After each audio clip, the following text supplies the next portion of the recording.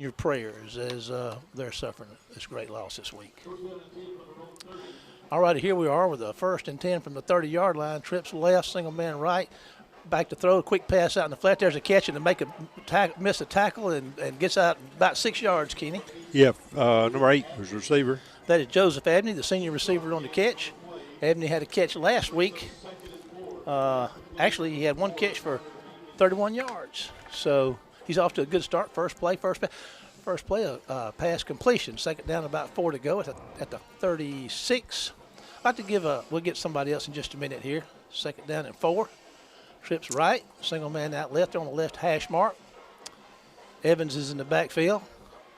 Hankins takes a snap, going to hand the ball straight ahead, and it's pretty well defended. They're going to catch him at the line of scrimmage, but he's going to fight for maybe a yard, bring up 3rd down in a couple of maybe 3.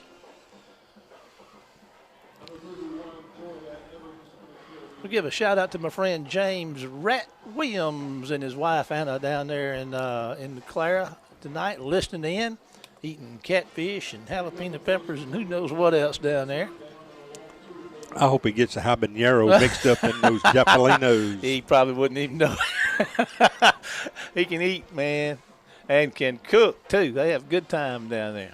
He sent me a big old picture of that plate of food. Got my mouth to water, and Hankins is going to call timeout. So we're going to stay with it here as we just got started. Kenny, you got somebody over there you want to holler at tonight? Yeah, well, first off, send our sympathies and condolences out to the family of Mr. Lee Arthur Poe. Miss Billy taught kindergarten and other grade school levels for many, many years in the system here, and Miss Billy and Mr. Lee Arthur, fine people, and he passed this week, so we send our sympathies to them. And also, I need to just say hello to Pops and Granny and Mama and don't forget Katie, anybody now. Katie and Daniel and Little Man. Don't want to forget him. Yeah. But there's somebody else that it was pointed out I missed last week, and that was I forgot. I have 2 daughters, and the other one is the mother of Hanky. And so I hope Hanky is by the radio if she will get that bone away from him. And so, hello and a shout out to Emily Odom Hutcherson Wood. Hello, Emily. Oh, she can drive an ambulance, by the way. She can do it She's all. qualified, yes. All righty, here we back up. Kenny, a little of that formation, that running formation on 3rd and 2. We saw so much of last week. There's going to be a little misdirection play, well defended there by the George County defense. Oh no, but you we're know moving. What? They never quit pushing. He came out standing up on the other side. That's number 1, Cameron McLaurin with the ball. Pure effort. They had it defended. They had him stopped, and that pile, man, they just kept plugging and got that 1st down. I got to dig that, Kenny. Well, I tell you what, they had 7 guys on the line of scrimmage, and we wound up moving the pile, such as it was, which is legal now. It didn't used to be. All righty, here come the Warriors with a fresh set of downs just at their 40. They're 40. Back to that spread formation. Single back set. Evans is in the backfield with quarterback Carter Hankins. There's a man in motion. That's going to be a handoff to Evans, and he's going to run hard for a couple of yards. Offensively, we'll be looking at, Braxton Pitts, Brendan Roscoe, Nathan Pruitt, Tylen Davis, and Colton Green up front. We'll see Austin Pitts in there some on the offense. Peyton Hudson to be in there some. When we go to that run package, Troy Evans is a running back. Isaiah Boyd, Sharika Davis, Kieran Hopkins, Connor Adams, Bakari McCall, Joseph Abney, Carter Hankins, Javier Parker, Eddie Poole. You see all these guys in this offensive team tonight. They'll be in and out of there. Still staying in that spread. Hankins is back looking to throw. Kenny got a little time. Got one going down the sideline. Pretty good, well-thrown ball, but just out of the reach of Connor Adams down there. Kenny was running down that sideline, and it looked like he might have needed another yard to work with. Yeah, it wound up a little outside. The ball was thrown in the proper vicinity, just not in exactly the right place, but thrown on that outside shoulder and just a little too far outside. 3rd down, about 7 to go. The War Eagles looking at. It's 9:03 and a scoreless first quarter. War Eagles on the opening possession have gotten 1 first down, and they're looking at a 3rd and 7 right now. They're on 43. Pretty big play there in that 2 receivers wide both ways, single back set. Back to throw. Hankins is moving to his right. He could tuck it and run it, Kenny, but he's not. He's going to fire one out there to a wide open Abney. He makes the catch, cuts back inside the 40, 35, back outside at the 30.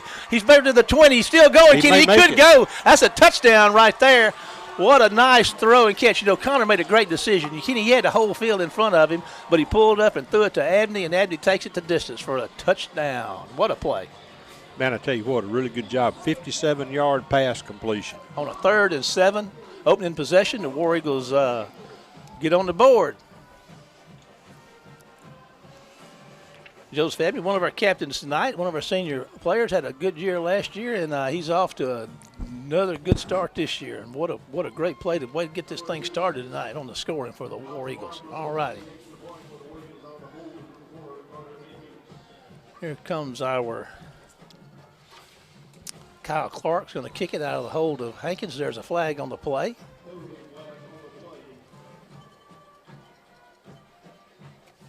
You know, Kenny, on those running plays, it looked like, you know, kind of spooky a little bit because their defense played it so well, but yet they were not able to really stop us. You know, they were there, but those piles are moving War Eagles' way. You know, that's impressive. That's physical effort is what that is. And you, boy, you can try coaching that, but if a kid doesn't want to do it, he ain't going to do it. You might as well go somewhere and, you know, cut wooden pegs for a cabin or something. But our kids, I tell you, they are giving a lot of effort. There's a bad snap, and I'll tell you what, Hankins did a great job of getting that thing. I can't explain this to you folks. That ball was low. Carter scooped that thing up like a third baseman. He is a hind catcher on the baseball team, so he's kind of used to that a little bit. He got that thing down, and Clark kicked it right over the top of that ball, and it's good. We're going to take a 30-second break to WABO. We'll be right back after this word.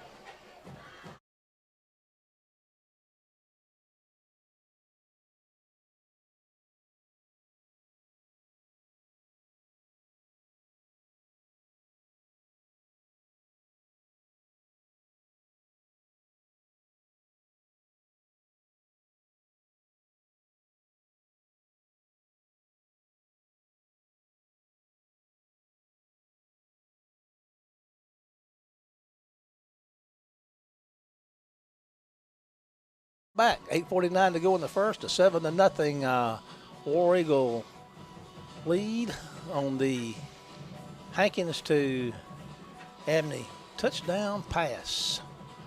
Bakari McCall is going to do the kicking duties again, the kickoff duties. Kyle Clark is our kicker. Bakari McCall, our senior defensive back, and you'll see him playing some on the offensive side of the ball too. Marshall, that was a 6-play, 70-yard drive. Nice call, Kenny. There's a nice line drive shot that's going to go into the end zone. So Bakari puts one down in the end zone. So he'll come out to the 20, and the Rebels of George County High School will have their first offense possession. I tell you what, Kenny, they got some horses down there. I mean, that quarterback is about, Coach Hankins says 6'5", 190. Hollis. Dortch is Dandy Dozen, wide receiver. And we're going to see some potentially high-octane offense here. We'll see what the War Eagle defense has to say about that. I'll get them called out to you in a minute. There's going to be a ball's fumble. It's on the ground, Kenny. They get on it. They're going to lose several yards, though, aren't they, Kenny? Yeah, QB's going to get on it around the 15, 16. Defensively, you're going to see in and out playing. You'll see Javier Parker, Tyler Rankins, Tavares Lacey, Alfonso Arrington, Devin Parker. Precarious figures. Okay, 8:26 to go. That's going to put them back down in the second, about 14 to go.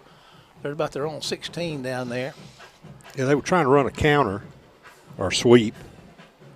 Just mishandled the handoff, and on the ground. They dodged a bullet by Wayne County not getting that thing. All right, there's going to be a – they're going to get pressure on him, Kenny, and they knocked the ball out of him. Wayne County has got the ball. They knocked the ball out of his hand. Down there at the 5, I couldn't see which guy did 99. that. 99. That's, I believe, that is Paris Evans. That's Tyree Evans' little brother. That's Troy Evans' running back's little brother. So, great play by Paris. And the War Eagles are in business with a 1st and 10 at the 5.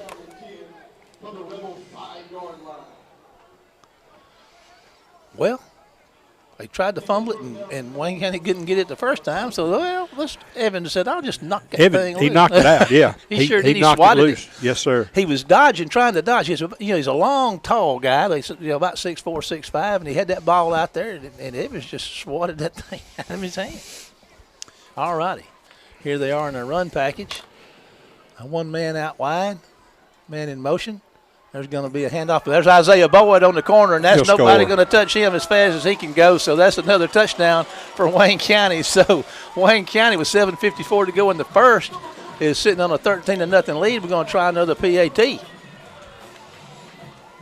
Wayne County is rolling here in the first part of the first quarter of the ball game here at War Eagle Stadium. A non-district game, last non-district game of the season. Here comes your snap. It's a little better. Carter does a good job of getting that thing back down. He had to scoop that one up, and here he goes, and it's 14-0. So we're going to take a 30-second break to the station and be back after this one word from our sponsors.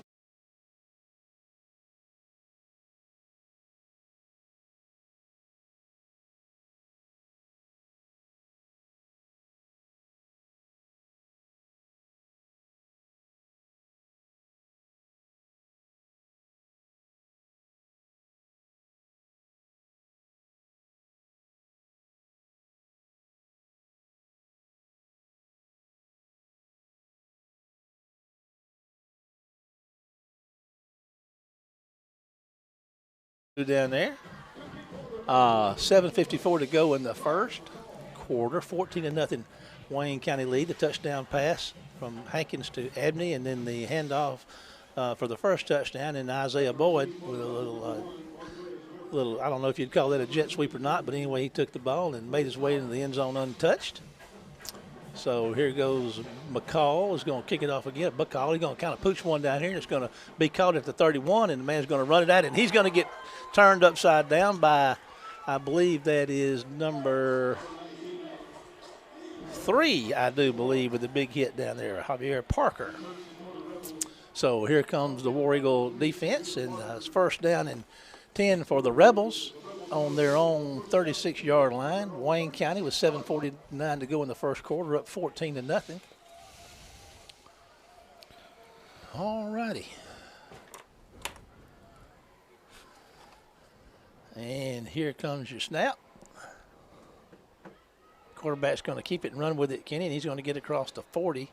Man getting off of him is Paris Evans, and another one on the stop there is number 7 for the War Eagles, tandem up there, Alfonso Arrington. So Evans and Arrington on the stop. It's going to bring up second about 5, 6. Here come the Rebels at the line of scrimmage. There's a high snap and handoff, and a nice move in the backfield to get away, and the guy gets on the corner. He can really go. That's number 22, and he's going to get inside War Eagle territory. Kenny, they had him in the backfield. He put a stiff arm and got outside, and away he went. And that was number 22 for the Rebels, Trent Howell, and we've heard about him. We knew he could really go, and he proved it. He proved it right there. They're at the 44 of the War Eagles with a 1st and 10, 7:10 to go in the first quarter, 14-0 War Eagle lead. All righty. Here comes your snap. They're going to be a handoff right up the middle, and they're going to find a little tougher sledding right there. But he is going to get about 3 or 4 yards. Pretty good pile of War Eagles getting up down there. Looks like the last one to get up. Pitts is helping up Evans again. So Paris is pretty close to that football most of the time, isn't he? He's averaging, that running back, the name's gone. Anyway, he's averaging about 6 yards a carry. Not bad. Got a 2nd and 6 with 6:40 to go in the first at the 40-yard line of the War Eagles or the Rebels with the football. Looking at a 2nd and 6, there's going to be another handoff. And I tell you what, when he plants that foot, man, he's hard to get down. But now I tell you what, Wayne County's number 6 would have nothing to do with that. Lacey on the stop with a great stop. You know, he planned that foot, tried to get outside. Kenny, great direction change, but you got to hand it to Lacey. What a good defensive play. Yeah, that's a TFL there, tackle for loss. Tackle for loss. Got him behind the line of scrimmage at the 44, so they gained 4 and lost 4. And here they are with a third down, 6:06 and counting in the first, 14-0 Wayne County lead. Big third down for the Rebels right here. 3-man front for the War Eagles. And looks like getting some signaled in. Coach Hankins is directing his traffic down. The quarterback's moving to his right, looking downfield. He's going to fire one deep down there. Kenny Wayne County's in coverage. And it's intercepted. Intercepted. He's down. Let's see. Who got that ball, Kenny? Here he comes. 27. That's number 27 on the interception. So that is Trevante Parker. So, what a great defensive play. Kenny, he had great position. The quarterback slung it down there. He maintained his position, and he made that catch. Well, Coach said that we were going to double team that kid. Yeah. He's such a good receiver, and he had talked about it when we before we talked about it. Well, we didn't talk about it on the broadcast, but on the show. But we had a little talk there, and we discussed they were going to double him up. Yeah, looks like a timeout. Maybe. It is, and we're going to stay here with it a little bit. It's been kind of wild here to get this thing started. I mean, we were running late with the pregame show, and they were kicking off. We were trying to get on the air, and the War Eagles are scoring. And, man, we're having fun yet. Well, it's kind of like when you hang on the outside of that truck riding across the desert. Every time it hits a bump, you lose 1 or 2, and go 40 feet, and you pick up 1 or 2. All you can do is hang on the outside. Or if you're sitting on the cab, that's even better. Oh, yeah. 5:40 to go in the first, 14-0 Wayne County lead, and War Eagles have taken the ball away again, and the Rebels were on a nice drive, and so the War Eagles are sitting down here on their own 8-yard line, ready to go, and here comes Hankins and company. Now here's where you really need to move it out, because if you stall and have to punt, you sure don't want to be punting from inside your own 20. No, sir. All righty. Hankins and company up at the line of scrimmage. He's under center. Going to hand the ball off to Boyd. Boyd's on the corner again. He's coming out across the 10, across the 15, puts his head down, and it just explodes. Kenny, when he's 17. We ran that sweep and got a block on the edge. And I tell you what, our wide receivers are doing a really, really good job of blocking. He gets out there to the 17, so what's he got, a yard to go for a first on second down, 5:18 and counting. Give a shout-out, to our offensive line, of course, Pitts, Roscoe, Pruitt, Davis, and Green. Those guys are doing work up there, and we got our H-backs out there. Tight ends, I'll give you their numbers in a minute.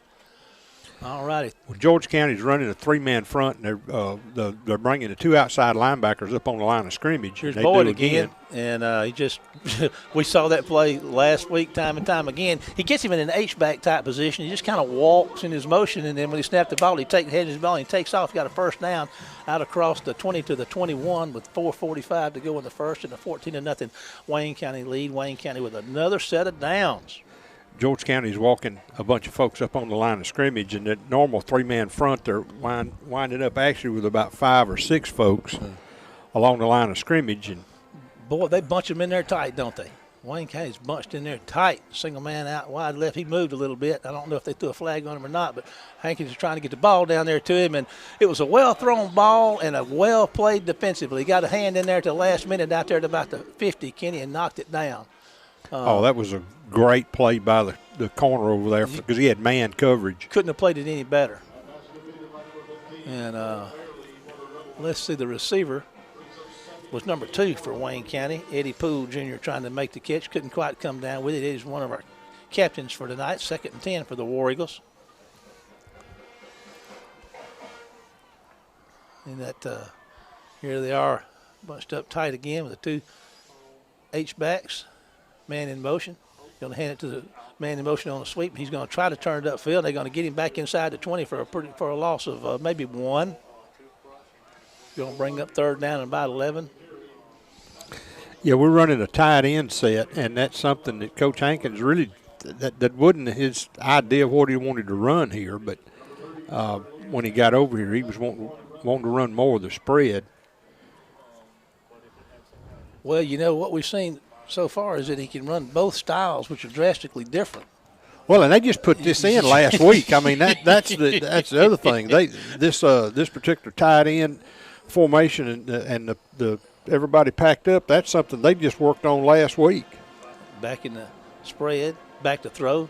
He's moving to his right, plants his feet and fires a bullet out here. Oh, it hits number, was a little high, but it hit McLaurin in the hands. I'm not going to say he should have caught it, but I'm going to say it was a catchable ball. He should have caught it. He should have caught it. You'll say it, won't you, Kenny? I ain't scared. All righty, it's 4th down. Those are the ones that you got to latch on to. Yeah. I mean, it was a laser shot out there, too. Mills on the punt. You know, he's Braden's got a really, really good leg on him. If we can get it to see our snapper. Well, let's see who's doing our snapping. I'll get to the Justice Beard, I believe, is doing the snapping. There's a great snap. Mills going to put a huge foot in it. It's going to get caught at the 35-yard line, and here he comes upfield. Oh, it makes a man miss. I tell you what, he's on the edge, Kenny, and there's one man out here. Mike can get him. Nope. But he does get out of bounds and down around the 30. So we'll have a block in the back, I think, by George County around the 31 or so, 32. I'm going to tell you what there, Mr. Trent Howell can go, ladies and gentlemen. He can flat go. That was a 45-yard punt in the air. Yeah, Howell caught it. It was chest high when he caught it down there at whatever yard line he was on. Kenny got the call on that. That's going to take the ball back to the 43-yard line of Wayne County. So in War Eagle territory are the Rebels, trailing 14-0, 3:07 to go in the first. And War Eagles with a 14-0 lead here. And the Rebels got 3 guys out wide to the right. Single back set. Here comes your snap. And you're going to hand it to Howell. He's going around the right side. And he's going to turn upfield and going to have a nice gain. Picked up about 8. Boy, he's fast. He sure is. Landon Pitts and several of the other War Eagles out there on the stop. He's going to get about 8 yards, 9 yards on the carry. Bring up 2nd down, and we're going to say 2. They're on the right hash mark. In War Eagle, inside the War Eagle 35 with a 2nd down and 2. Yeah, they're just ganging up and running that student body right and left like Auburn and Georgia used to do back in the 70s. They got a guy that can tote that mail too, buddy, and he's going to fake to him. And, oh, look at there. That's going to be a sack big sack, Kenny, by number 23. That is Mr. Akeem Hopkins. That's going to put it, Marshall, back on the 43 on the other side of the 43, so it's going to be 3rd and 11. What a big play. I mean, he just looked like he blitzed and just, man, nobody just even got close to him. And he got him outside the chain, so 3rd and 11, like Kenny said, 1:55 to go in the first quarter and counting. And let's see what the Rebels try to do here and what the defense, War Eagle defense, dials up. Back to throw. There comes some pressure to get after him again. And they wide open made the catch. He hit him just as he threw it and made the catch, like Kenny said, down there in the seam. And he's going to have a 1st down down there close to the 20. I tell you what, talk about body shots. That quarterback's taking a pretty good beating so far in this first quarter. He sure has. That was 22 yards and a 1st down. 1:31 to go in the first quarter. Boy, just needed another step. But I tell you what, you got to give the QB credit. He got the ball down there in a hurry. He sure did. He zipped it. He stood there and took that hit, too. There's a toss out there to number 22, and he puts the ball on the ground, but it goes out of bounds, I believe. Yeah, they're going to give him the line of scrimmage. 2nd down and 10. 1 minute to go in the first quarter. It's a bad pitch. It was. And he managed to get a hold of it. Couldn't do too much with it. We're at 43 seconds in a 14-0 first quarter War Eagle way. All righty, here we are back at the line of scrimmage. comes your snap. He's going to turn his up, and Pitts is going to catch him and going to be helped out there. Pitts was first on the spot and got Hollis, and they stuck him pretty good, Kenny, and he's rolling around on the ground. He's shaking up a little bit. They were going to run an option is what it looked like. It looked like they were going to run the option off of zone blocking over here, and he thought he saw an opening, but it wasn't near as open as it appeared to be. I tell you what, he's having to leave the field, and that was a good hard shot. They hitting that guy. Yeah, they chipped they chipped the paint on his jersey. You know, this is not a big War Eagle team, but man, they are physical. They are. They are physical. That's Coach Hankins says he's always wanted that to be one of the marks of a team that he coaches, and he's brought that with him and instilled it in this bunch early. He sure has. Ladies and gentlemen, we're looking at a 3rd and 9 as we'll start for the Rebels as we start the second quarter. After 1, it's 14-0. Wayne County, we're going to take a 30-second break to WABO and be right back after this word from our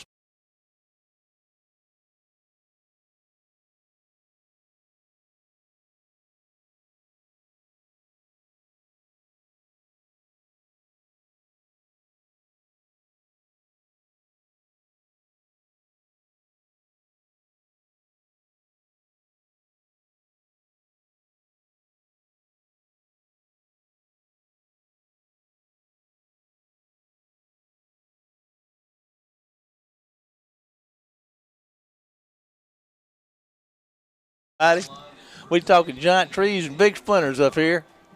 You got to watch this, don't they, K-Dog? We love to talk about anything. I don't know. With it being kind of doty like that, do you think it wouldn't be good to build something within 600 feet of that tree? Because it was about 600 feet tall, wasn't it? Yeah, you'd want to be careful where you put that, however close you got to that one for sure. Where was that? That was in the Sequoia National Forest. We're talking about a picture on Facebook. That's where they get them Toyotas. That's right. Yeah, that's where they get them. That's some big old trees out there. Well, right now we got a 14-point lead. It's at War Eagle Stadium, and we fixing to start the 3rd and 9 for the Rebels down there right about there 20, and we fixing to start this second quarter. New quarterback. There's a left-handed quarterback's going to throw one down there. It's going to be caught inside the 5, but it's coming back. It's a hold. Kenny's got him holding, and Southpaw threw a shot down there inside the 5. It was caught right in the middle of the field, probably around the 3, but like Kenny said, it's to no avail. It's still going to be 3rd down. And a little bit longer with 11:53 to go in the half, 14-0 Wayne County lead. That'll be a spot foul, so it will come from somewhere around the 20. They were on the 21. Yes, right, somewhere right there at it. So wherever they mark it from should put it back around the 32 or 3. And as usual, you're right on the money, K-Dog. All righty. That's why you pay me the big money. 3rd down, and they're out here at the 30, 3rd about 21. They got to get down there to the 10 or so. 3rd down, the Southpaw. This is the new quarterback, and we'll get his name for you. He's number 18. He's just about as tall. Deuce Knight. Deuce is back to throw. Here comes some pressure, and he's going to throw one out here to number 22, and he's going to drop it. I think he heard that was a wise choice. Yeah, I tell you what, we had a War Eagle in the person of Javier Parker that was closing in fast, was fixing to light him up, and discretion's a better part of valor. I think he just kind of short-armed that one a little bit.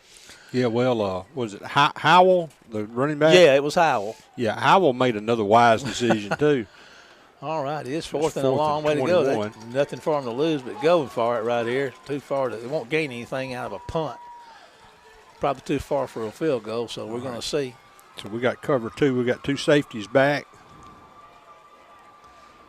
Back to throw. No really pass rush. You got a man going down here to the sideline. He's going to be knocked down by the War Eagle defender, and that's Bakari McCall. Is there a flag?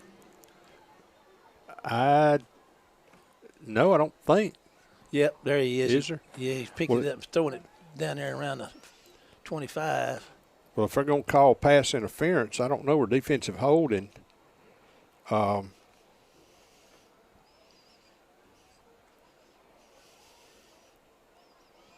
Flag's on the 24.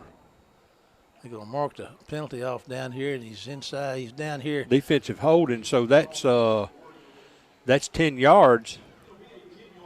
It's not a first down, though, is it? No. Replay 4th down, so it's 4th down and 11 to go with 11:40 to go in the half, 14-0 Wayne County lead. And well, now that's – I tell you what, the Rebels are getting the most out of the money on this drive. They're getting their money's worth on this drive, Kenny. Well, they sure are. I was trying to see if it's back around the original line of scrimmage. It is. It's right on it, just outside 20. All righty, 4th down, still 4th down.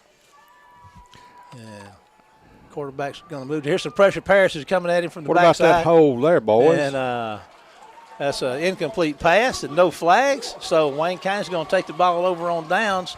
So the War Eagle defense holds. And I'll tell you what,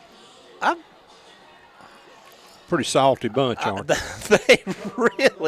They really are. And, man, I'm liking that. They had a big week last week, and I tell you what, they've started off strong here this week. Of course, it's only we still got 3 quarters of football to play, but so far so good. What's encouraging though is the effort that our kids are giving. That's the thing. I mean, if you want to see some kids hustle, you need to get your Boo-Honey up here and get in the stands because these kids are flat out hustling and getting after folks. All righty, we're in that spread again. Hankins is back. I believe that may be. I don't know if I can't see the number. That's Evans with him. Evans is going to take the handoff, hit upfield for try to break a tackle. They cut his legs out from under him. Kenny, going to be a short gain. Had he dodged that one, he might have had a little room. Good tackle by the defender. It sure was. It's going to bring up 2nd down, 11-21 and counting, and a 14-0 Wayne County lead. 2nd down, looking like 9. A long 9. Well, in George County's, they're running some stunts with those linebackers, doing some twists and things, and our kids are doing a good job of picking it up for the most part. That time, we just had one more guy than we had blockers. 2 receivers both ways, single back set, back to throw. Hankins moving to his right, plants his feet, going to fire one downfield, going to make a pass out there to 30. And Kenny, did he scoop it up? They say incomplete. He was trying to get it out there. He threw it low out there, and number 8, Abney, made the catch down low, but I couldn't see it from this vantage point, but incomplete. It hopped. He tried to pull the old, hey, I got it routine, but the official wouldn't bind it, and it was obvious that it skipped. All righty. That was right at him, but it skipped. All righty. I tell you what, Carter Hankins hung in there because he had somebody right on him. He waited to the last possible second to throw that football. He's a good-sized kid, too. He's about 6'1", 190.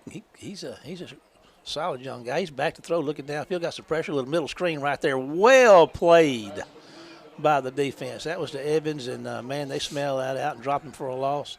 It's going to bring up a 4th down, probably about 12, 13 yards to go.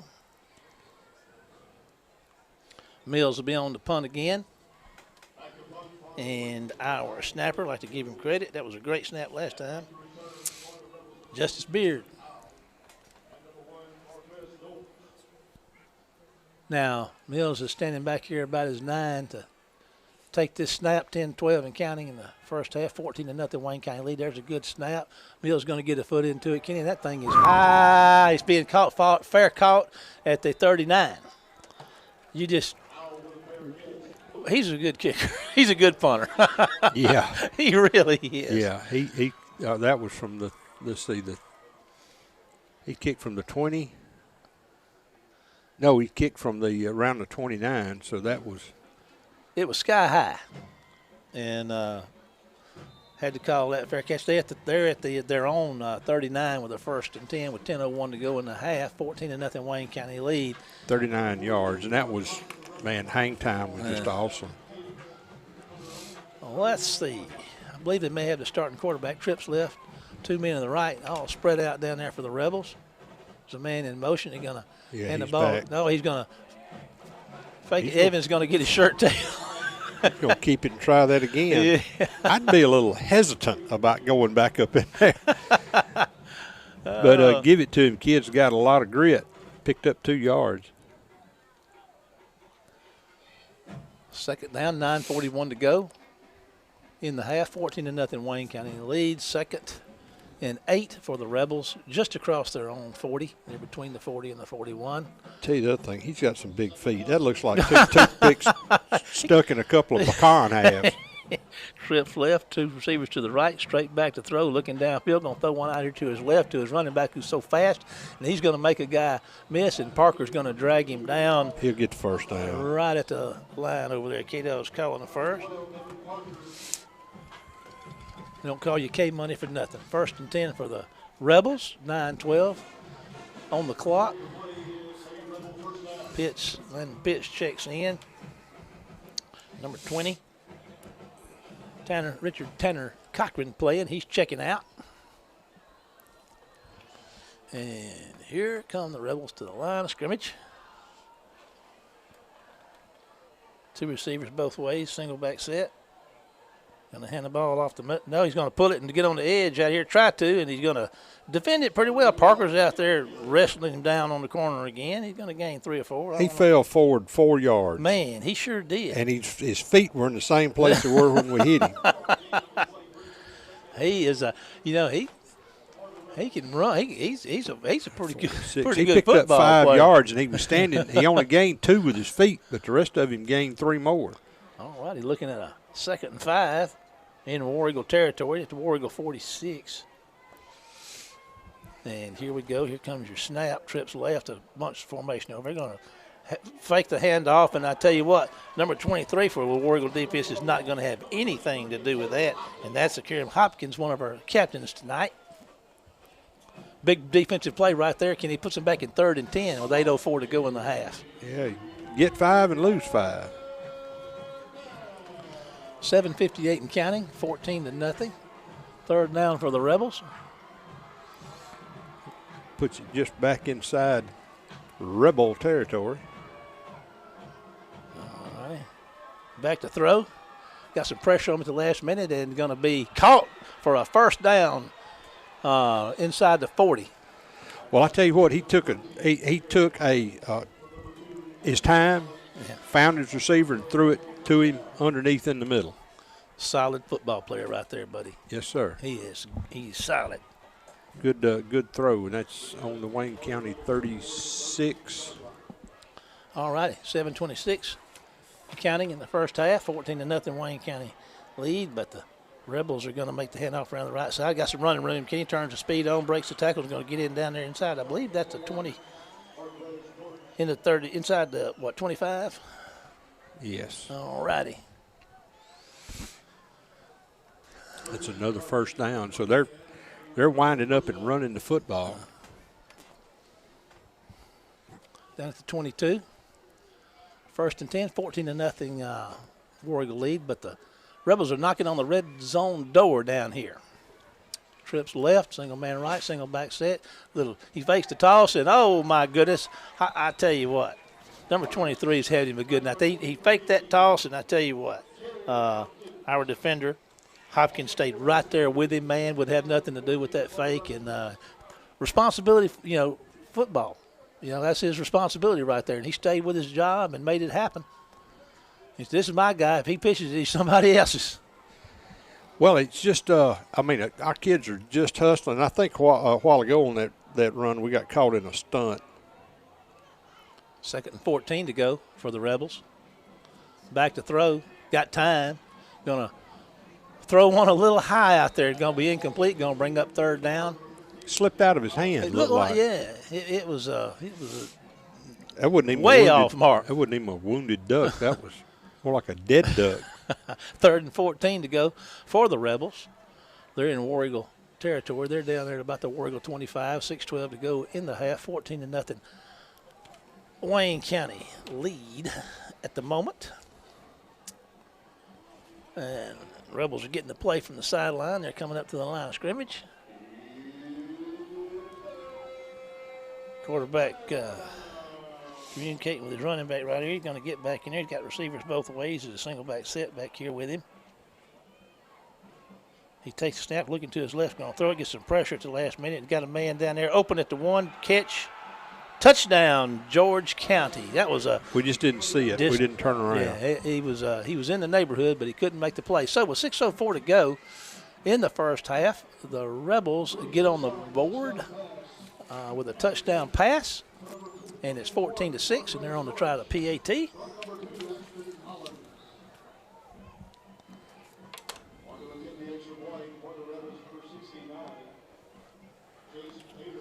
All righty, 6:04, here comes your PAT. Attempt, bad snap, but their guy gets it down. Kick is up. There's a flag on the play. The kick is, hadn't been a signal. Let's see what the flag is. False start against the Rebels. Back them up. Try it again. Let's see what the crowd looks like. Not a bad crowd. The Rebels brought a pretty good crowd, Kenny. Well, they did. They brought a bigger crowd than our friends from Pascagoula brought last week. This thing was supposed to be at George County, but the hurricane, the rain, brought them up north. There's your snap. Kick is up, and it looks like it's going to be good. So with 6:04 to go in the first half, 14 Wayne County, 7 George County. We're going to take a 30-second break to WABO and be back after this word from our sponsors.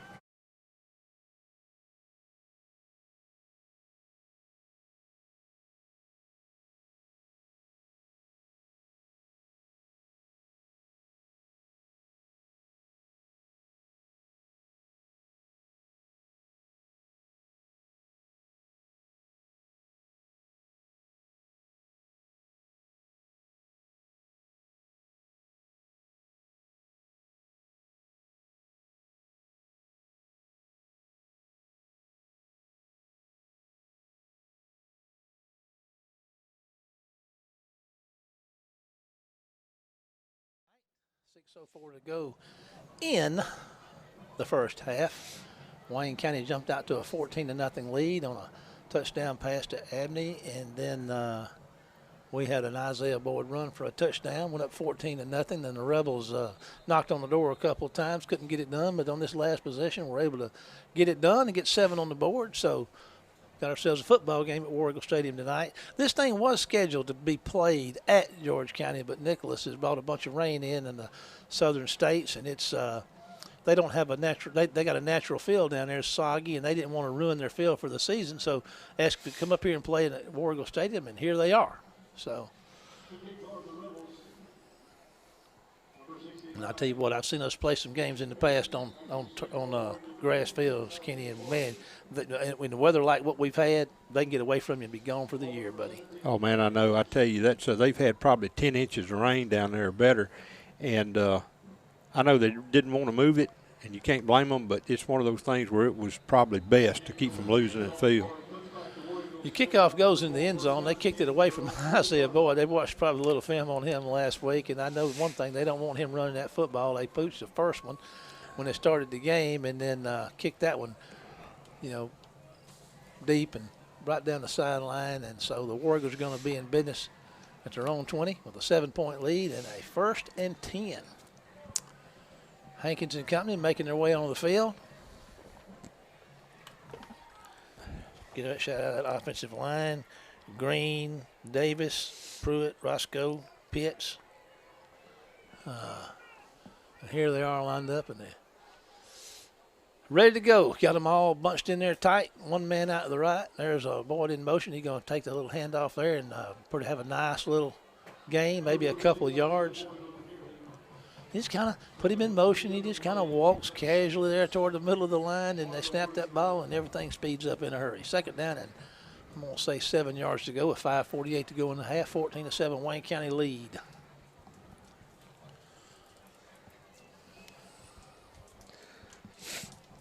Last non-district game of the season. Moving to district play next week, hosting the South Jones Braves. Breland and company be coming this way. All right, here we're back to play here. Here's your snap. Hankins back to throw, pumps it, looks downfield, sets his feet, going to launch one up high. He's being held, Kenny. That's going to be pass interference. Abney was breaking free, and there was nothing for that defender to do but grab his jersey because he was fixing it. He was blowing by him, and Hankins planted his feet and launched one down there, and there was a pass interference against the Rebels.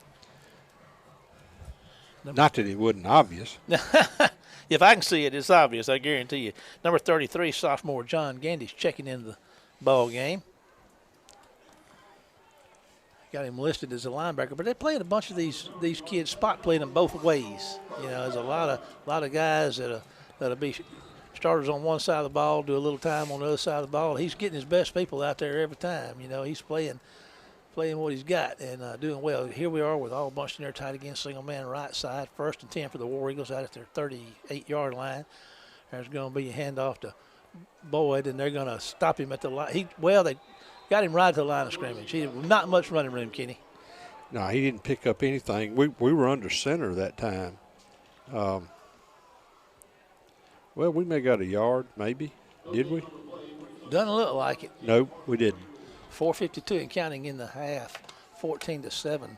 Wayne County leads. 2nd and 10 from their own 38 is where the War Eagles are sitting in this series of downs. And here they come up to the line of scrimmage. They huddle right close to that ball, don't they? Yeah, it looks like we need to hit the edge here because we've got them. George County shifting around now. They've got 15 people along the line of scrimmage. And they're going to hit it right up the middle, Kenny, and they're going to get that big push, and they're going to have a nice gain. They're going to get out somewhere around the 43, 44-yard line. Be a manageable 3rd down. Be 3rd and 4 or somewhere thereabouts. 4:13 to go in the half. 14-7 Wayne County lead. Kenny's got us to a timeout, so we're going to take a timeout and go to WABO for a 30-second spot to hear from one of our sponsors. We'll be back after this minute.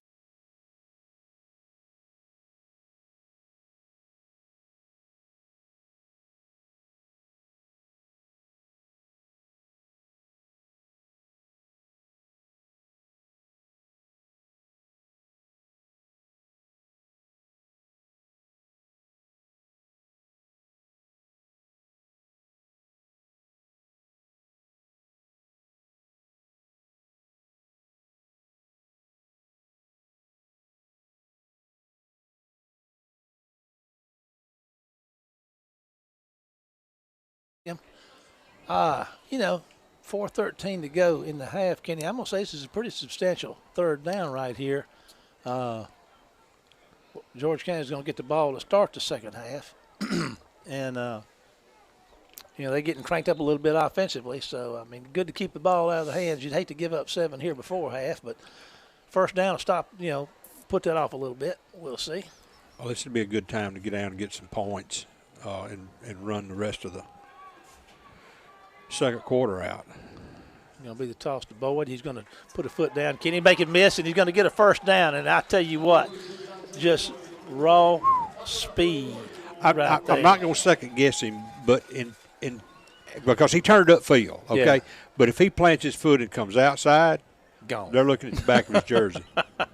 Nice run by Boyd, though. Like you say, he got him a 1st down. He's inside Rebel territory at about the Rebel 46 with a fresh set of downs and a 14-7 lead with 3:50 to go in the half. All righty. Connor Adams split wide to the right. Everybody else is in here right in here on a bunched in here tight. There's a little fake toss. Boyd gets free. He's going to get out there and turn upfield. Kenny going to get about 9 yards. That looked like Carter faked a pitch. He did. And then handed it off to Boyd as he came by. And that was a nice play, well executed. 9 yards on the play. Boy, he got out there and heard there was one guy. We got a block on him, sort of. And he sort of reached up to trip him. And then when Boyd slowed down a little, he got hit from behind.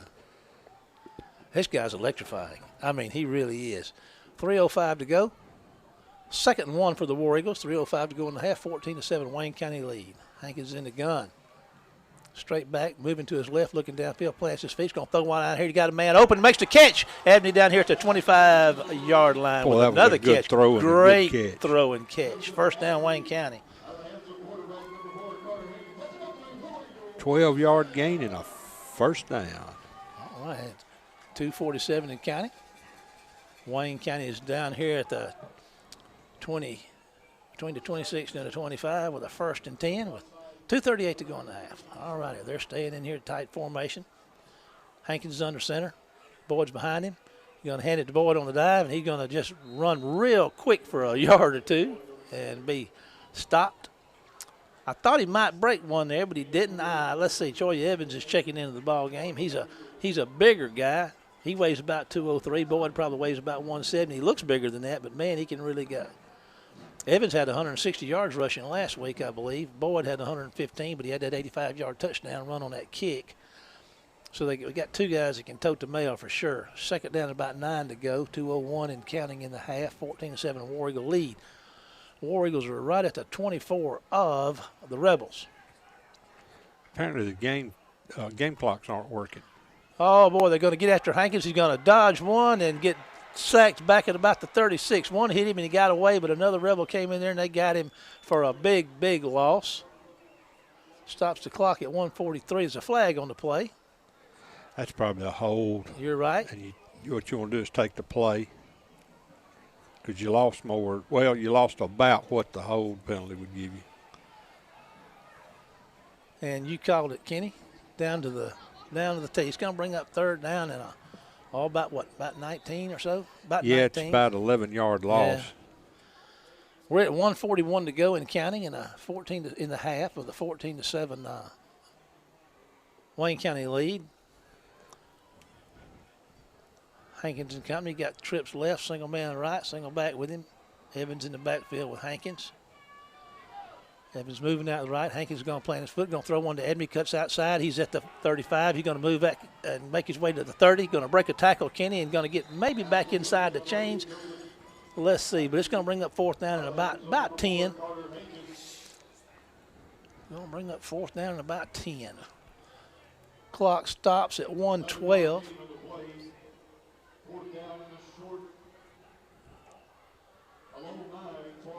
We're going to, kind of like the situation they were in earlier on the other end of the field, nothing to do but go for it here. They're at the 25 with a 4th and 10, we'll say. Yeah, the 25-second clocks aren't working. I was just looking there, and I was like, wait a minute. And we got a timeout. So we're going to take a 30-second break to WABO and be back after this word from our sponsor. We'll be right back.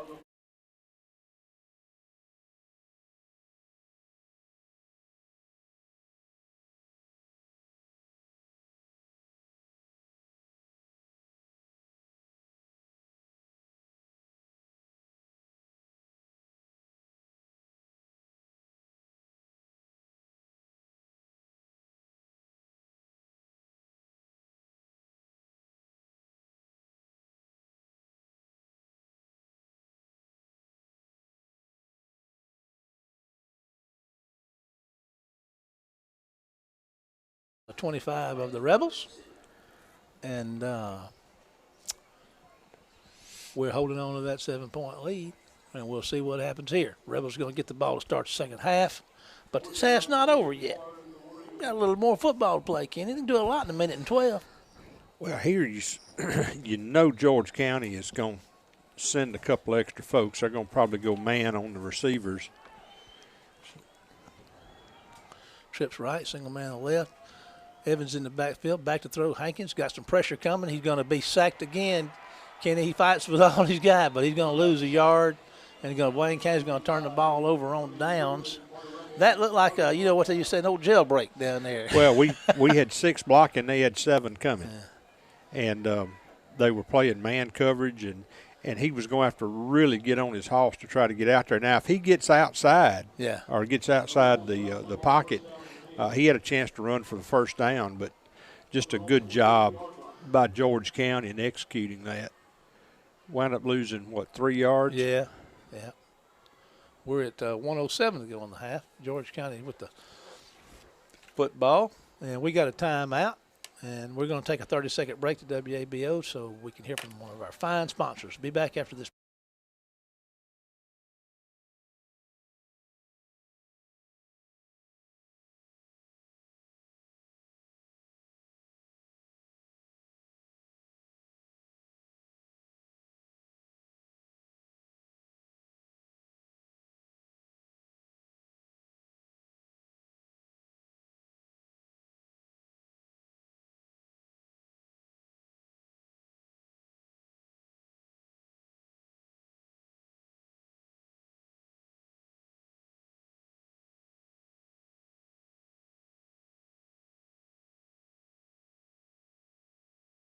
All righty, we're back for the final 107 of the first half.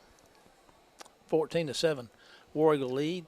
The Rebels have the ball at their own, looks like 28. 3 receivers out right, 2 to the left, and we're going to imagine them probably slinging a little bit right here. We'll see. The ball snapped it on the ground. He picks it up. Got a hole there, Kenny, and they're going to throw it out there, and it's going to go right like through a bear 22. hug. Boy, I tell you what, 22 there, he was looking at that tackler coming at him, and I'm kind of surprised he did that. If that ball went right through his hands, would have been for naught anyway. There was a hold on the play. 23, Hopkins blew through that line of scrimmage and got after that quarterback. Well, the ball just sort of of wobbled back toward the quarterback. It never got off the ground. He scooped it up and tried to go somewhere, and it was too late. It was too late, baby. It was too late. That's going to back him on up down there somewhere around the we're just inside the 10. Yeah, we'll call it the 9 3/4. All righty, 1:03 to go in the half, 14-7. War Eagle lead, and the Rebels are inside their own 10 with a long, long way to go. But about now 28, I think. They got the playmakers to do it. So let's see what the War Eagle defense can do here with this final 1:03. I don't know if the ball just slipped out of his hand. I don't know what happened to that. There's going to get after the quarterback. Got him running for his life. Going to make a pitch down here. It's going to be. It's intercepted. Intercepted. You called it, Kenny. He's at the 10, and he's going to roll. He's still going. He might have got in the end zone. You called it a while ago, Kenny. I don't know if we were was that who we 21. got? That's Bakari McCall, the senior leader of this team. I'm telling you, what a great play. You said what we need to pick 6. Now, I don't know if we were on the air when you said that. You say a lot of stuff. We're all favorite people. Y'all need to know nothing about that's that. That's a good thing, too. Yeah. Oh, what a great break for the War Eagles, man. The defense gets on the board with a pick 6. Get them any way you can. Any way you can. Clark's on to try the PAT. Hank is going to hold it. And Carter's been busy with these snaps tonight, but he's been managed to handle most of them. Let's see how this one works. There's one little high. Gets it down, kicks up, and it is going to be good. Woo! 21-7 with 48 seconds to go in the half. Why not? Let's hear from another one of our great sponsors. 30 seconds to WABO. We'll be right back after this.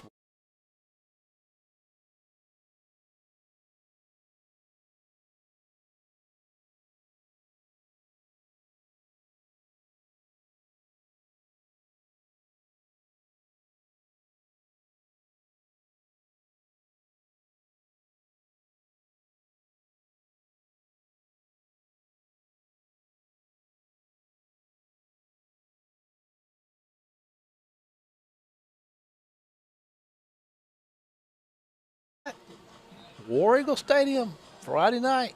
War Eagles 21, George County 7 on the Bakari McCall pick 6. And I'm going to tell you what, folks, that was quite an effort.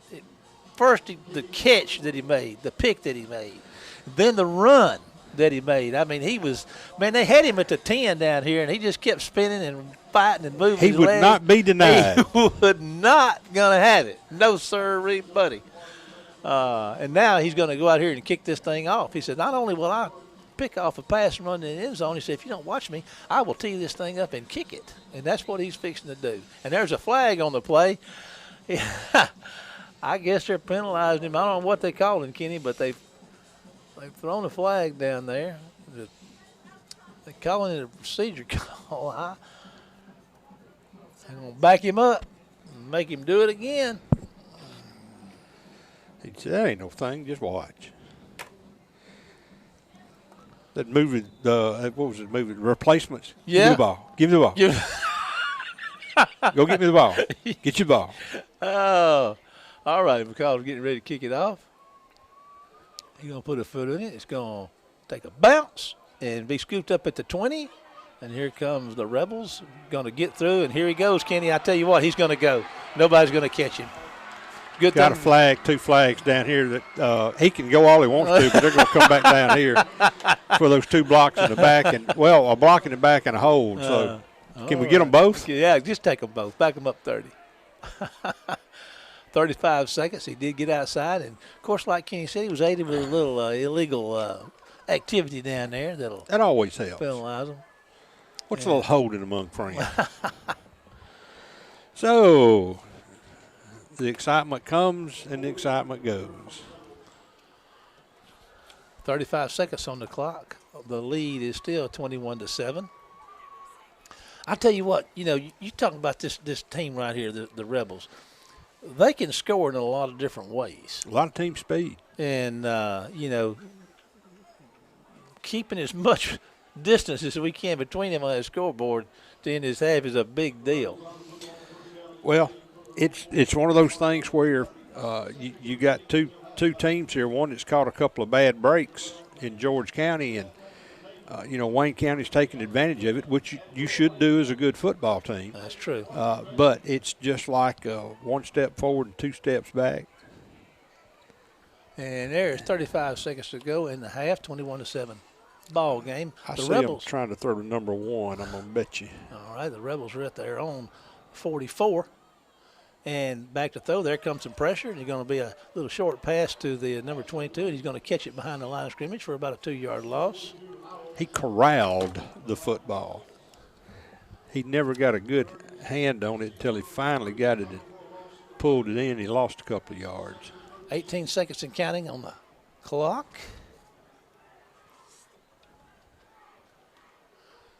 And 9 inside 10. This could be the last play of the half. 21-7 Wayne County lead. Imagine we're going to see something big attempted here. Some pressure on the quarterback. Boy, they're holding that quarterback too. Several of the War Eagles are on him, and that penalty is like Kenny says, a hold. I tell you what that does, Kenny. That's going to bring the first half to a close with the score of Wayne County 21, George County 7. We're going to take a break and then be back with the Sleepy Sam's Mattress Club halftime show with our guest. Listen to this. Jamie Heathcock coming up. WABO Radio in Waynesboro. That's who he's with. We will return right after this word from our sponsors.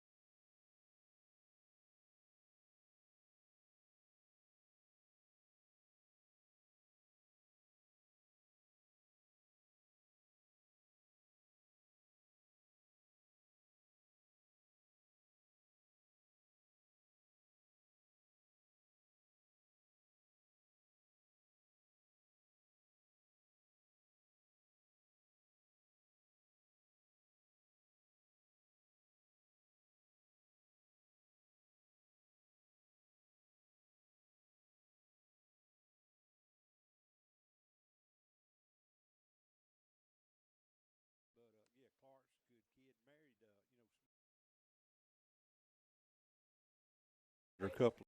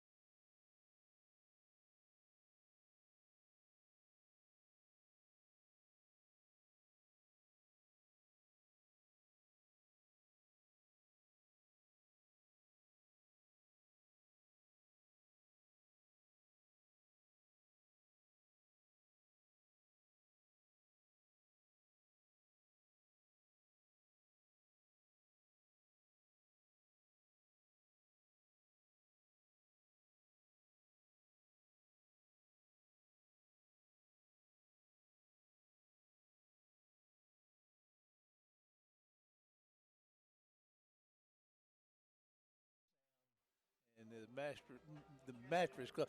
That's hard to say. That's hard for me to say. I got one of their pillows. Yeah. I bought one and listening to them on the radio and stuff, and Jamie and them gave a lot of that stuff away. And man, look, it's that thing's top notch. Yeah. That thing it's worth the trip and the money. Yeah. There's nothing worse than a bad pillow. Oh man, I hear you. Make your neck hurt and your back hurt. You can't sleep. Can't get up. Cold coffee would be something else. It would be really bad too. Kenny, I'd like to tell you that I have a very special delivery here from the publisher of the Wayne County News, Mr. Paul Keene, as he so often and frequently and regularly He's like does. a Terminator. He's a relentless machine. He is a relentless machine. That's why we call him the machine, the dream. You can't Paul even Keene. mash his head and make his red eye go out, can you? He has sent up the statistics on the first half. And I tell you what, I'm sitting here looking at first downs. Wayne County had 7 of them, and George County had 6 of them. Wayne County rushing the ball has rushed the ball 16 times for 37 yards. Now, that doesn't sound like much, but I'm going to tell you this. It's a lot more than George County's got. George County has rushed it 18 times for -4 yards. Ooh. Now, you know, the sacks and all go in there, I guess. Yeah. But -4, you know, so that's some defense getting, you know, we got 21 points, 7 points, but now there's some defense being played out there. Yes, sir. Some Both sides of yes, football. Sir. Yes, sir. Carter's 5 out of 9 passing for 84 yards. George County's 5 out of 10 passing, but they've got 2 interceptions and 71 yards. So those 2 picks have been big. Oh, absolutely. Especially that last that one. last one right before half. We were trying to figure out if we ran it back 28 yards or 30 yards. We just settled on 28. Not to cut Bakari out anything, but that looked about where he caught the ball and how he stayed in bounds and got down that sideline and past the 10-yard lines. And great effort. Great effort. Watch the replay.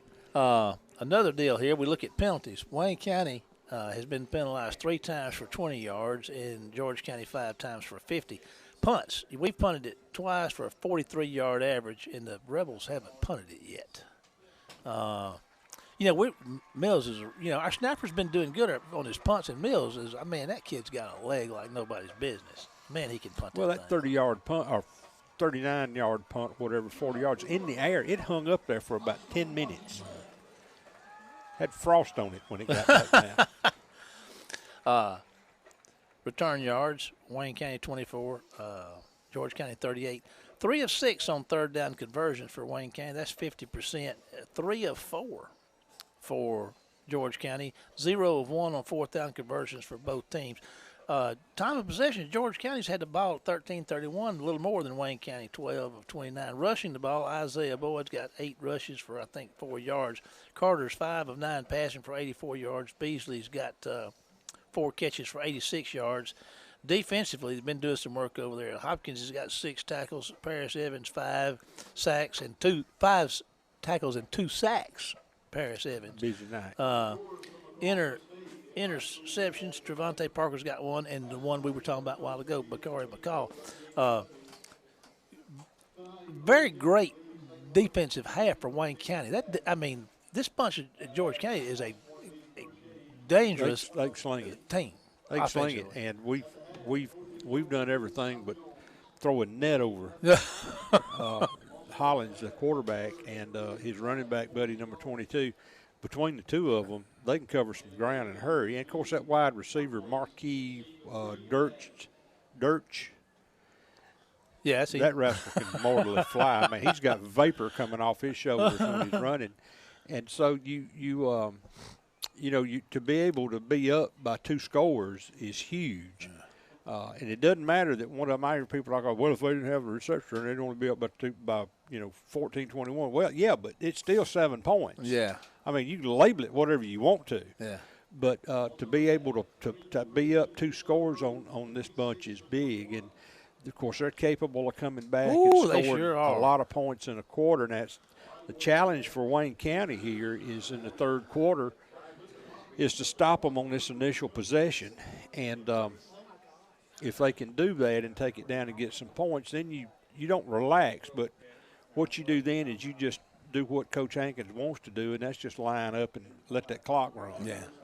Well, we're going to get to that right now in a couple of minutes. But right now, we're going to take a break to WABO to hear from a couple of sponsors and be back with the second half kickoff after these words. Hey, Tony, just play commercial.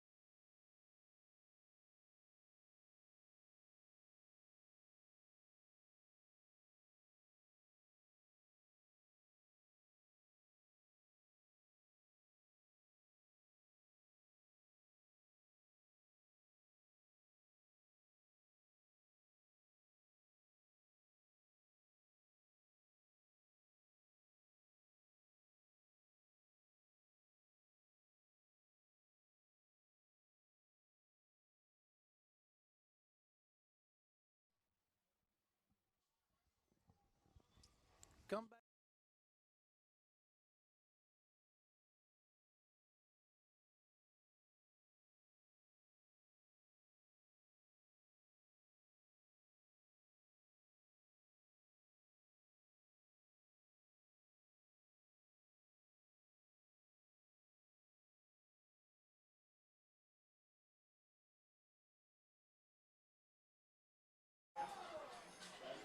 Tony.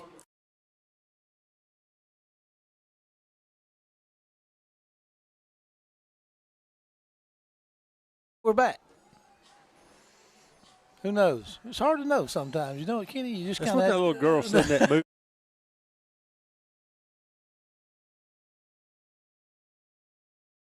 Arnold Schwarzenegger said, "I'll be back." I'll be back. And we are back. And it's 12, it's 12 minutes on the clock. Starting the second half. Wayne County's going to be kicking off. McCall's got it teed up over on the hash mark at 40. 21-7 lead. And going to be a big series, Kenny. You said it earlier. It's going to be a big series. It's caught at the 28-yard line. They had a little trouble deciding who was going to take it. And Wayne County gets down there. And I saw number 19 on the spot, figures, and with some help. So Should be around the 31, 32 maybe. yeah, that's not a bad deal for Wayne County. Yeah, you're right, 32. You never heard that much, huh? You're right. Kenny, you're right all the time. It's a curse. All right, it's a curse. All righty. Big series. Like Kenny, you said, very important for what Wayne County's defense could do right here. It sure be good to, they blew up on Greene County like this last week. I think they blew it open like in one quarter. So we just got to keep our heads up and watch out. There's some pressure on the quarterback, and he's going to get the pass away. It's going to be caught by number 1. He's going to get out over the 40-yard line. They had pressure on him, Kenny, and he kept his head about him and found his open guy, and there he is, close to a first down.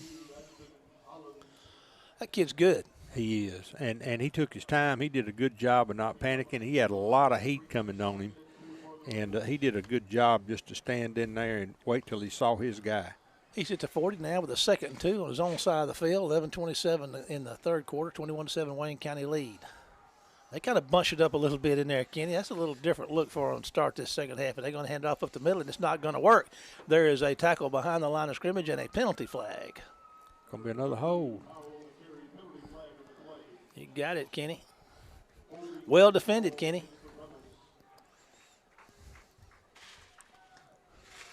It's either that or a chop block. It was hard to tell, but it looked like thought I saw an arm stretched out there. They called a hold. All righty. 11:15 and counting in the third quarter.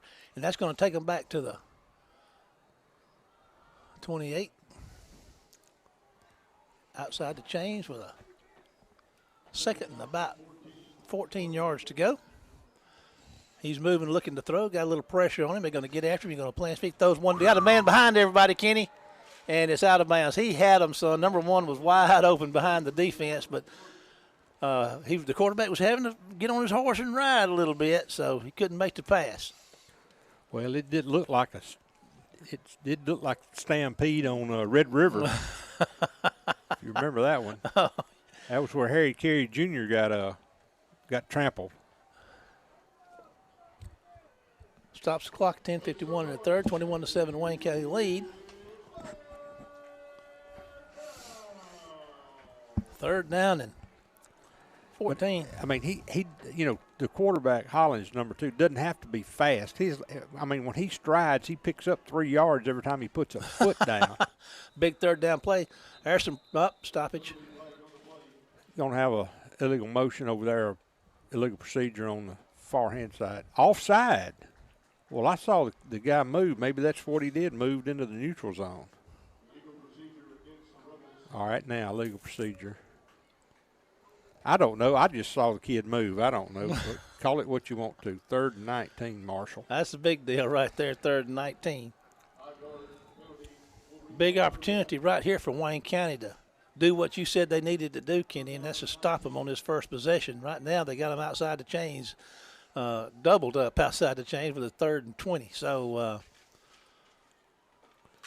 Wayne County's got to I wouldn't be surprised to see him throw the middle of the field. Back to throw. There's some pressure. Nice pass out there, and they get it to that running back that's so shifty, but he's nowhere for him to go. They're going to tackle him at the, for a really short gain, about 3 or 4 yards. They're well defended by the War Eagles. And this is the first punt of the night for. They set up a wide screen out here, and he was going to try to run what's commonly called a tunnel screen, where you catch it and run up under a little umbrella of blockers. But Wayne County played it very, very well. 10:09 to go in the third. Wayne County's defense has forced a punting situation for the Rebels. Wayne County's return guys are standing back about their own 37. There's a nice punt, Kenny. Holy smoke. I mean, it's a high one. They're going to try to fair catch it, and we do across the 30. And I tell you what, I love that. That's number 17 that's making those catches. And he did that last week. That's Jamarian Henderson. He's not afraid to catch that football. And, that ball, he catches it out there at the 34. That ball hits the ground, it could still be rolling, Oh, man, yeah. That was a 41-yard kick in the air. And it had a little frost on it. In fact, that altitude, the ball probably depressurized some before it hit. So the War Eagles take the ball at their own 34 with 9:49 to go in the third and a 21-7 lead. So let's see what the War Eagles offer up here. And they don't have anybody out. Why, they all bunched up in there, Kenny.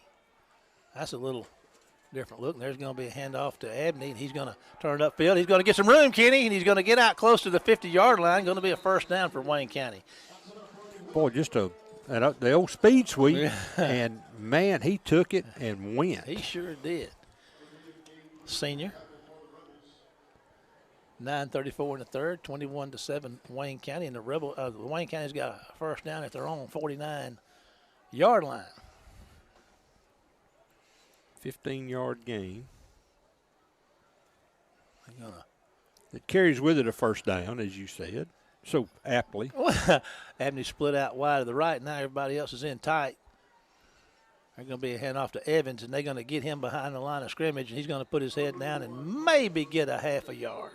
And there's a penalty, and flag comes in late, Kenny. And the Rebels said he was not liking the way he was treated by that War Eagle blocker, but we're going to see who that's on.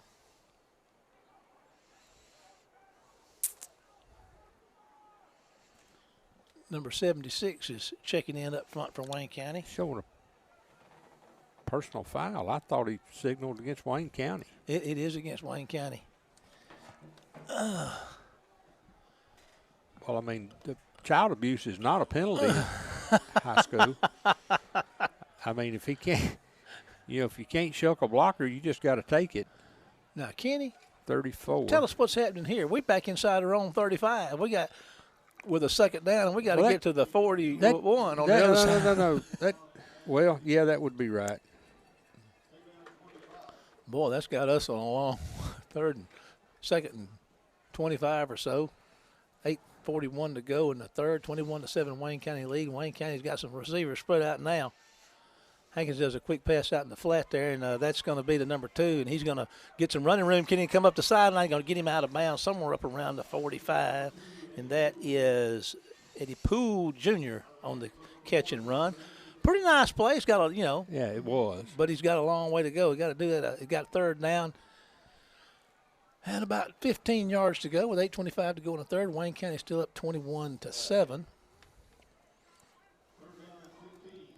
We watched Coach Hankins milk that clock all week last week. We can't see what he's doing here, but I guess he's probably got a clock on his side down there that he's counting this thing by. Third down and 15 for the War Eagles. Back to pass. Here we go. Got a pass out here. Got a man open. That's number, I can't see who that is, but he's going to be short of the first down. He's going to be across midfield. That might be Poole again. Let's see. Nope. That's McLaurin on the catch. Going to bring up fourth down. Got a flag.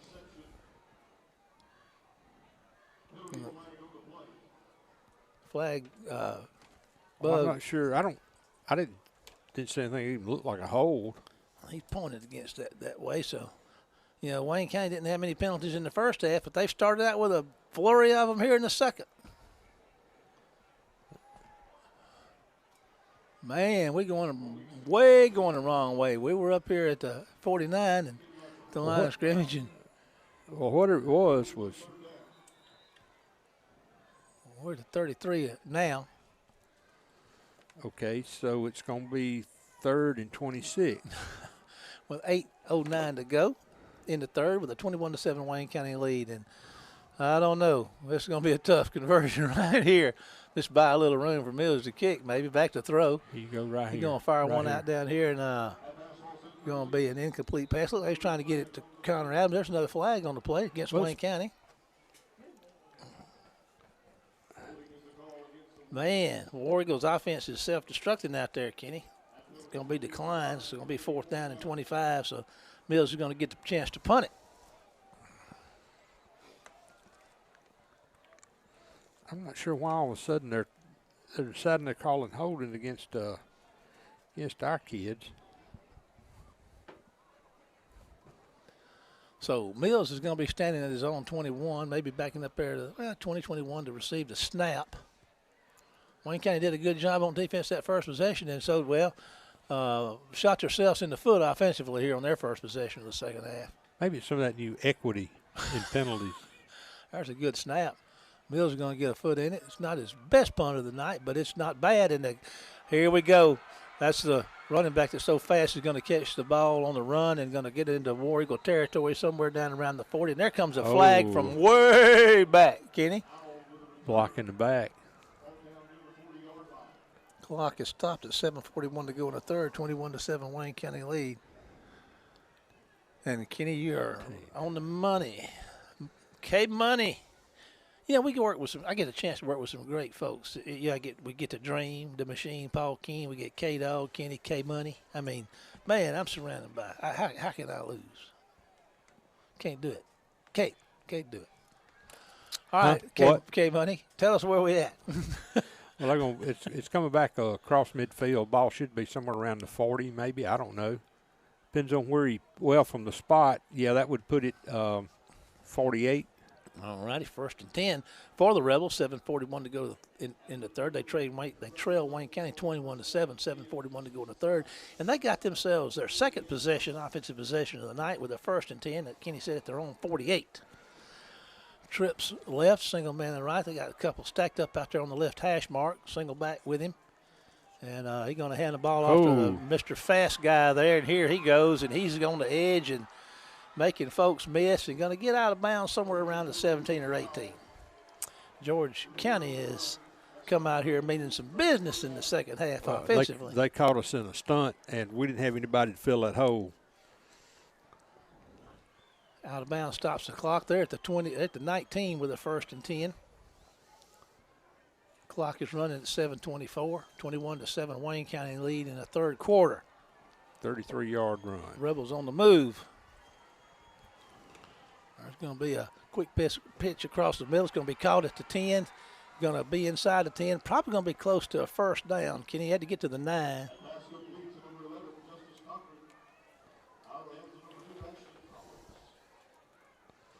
We have 1st and goal to go. 6:57 and counting in the third. 21-7. 21-7. Rebel lead. Wayne County's going to have to get some offense going now. That first series didn't do well. Of course, George County didn't have a good first series either, but, man, they're having a good one right now with a 1st and goal. Yeah, I mean, they're hitting on all cylinders right now. Quarterback's running the ball, and he's going to turn inside at the 5, kick a pretty good lick, but he's going to get down to about the 3. Parker on the stop. Rebels lined up, getting ready to go. 2nd and goal from the 4 for the Rebels. Getting the play called in. Got a man split wide to the right, 2 guys to the left. Big, tall quarterback. He's a good player, man. He's really had a good night. He's tough, too. He's taking splits. There's going to be a quick pass out here to the right side, and it's going to be number 12 for the touchdown for the Rebels. So the Rebels have come out, drawn first blood here in the second half to make it a 21-13 ball game. So they're going to come on a try there at PAT.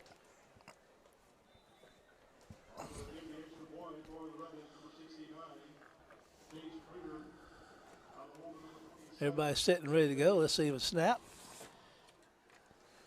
Here it comes. It's a good one. Kick is up, and it's going to be good. So with 5:59 to go in the third, 21-14, Wayne County lead, 21-14. Here's a 30-second break to WABO. We'll be right back after this word.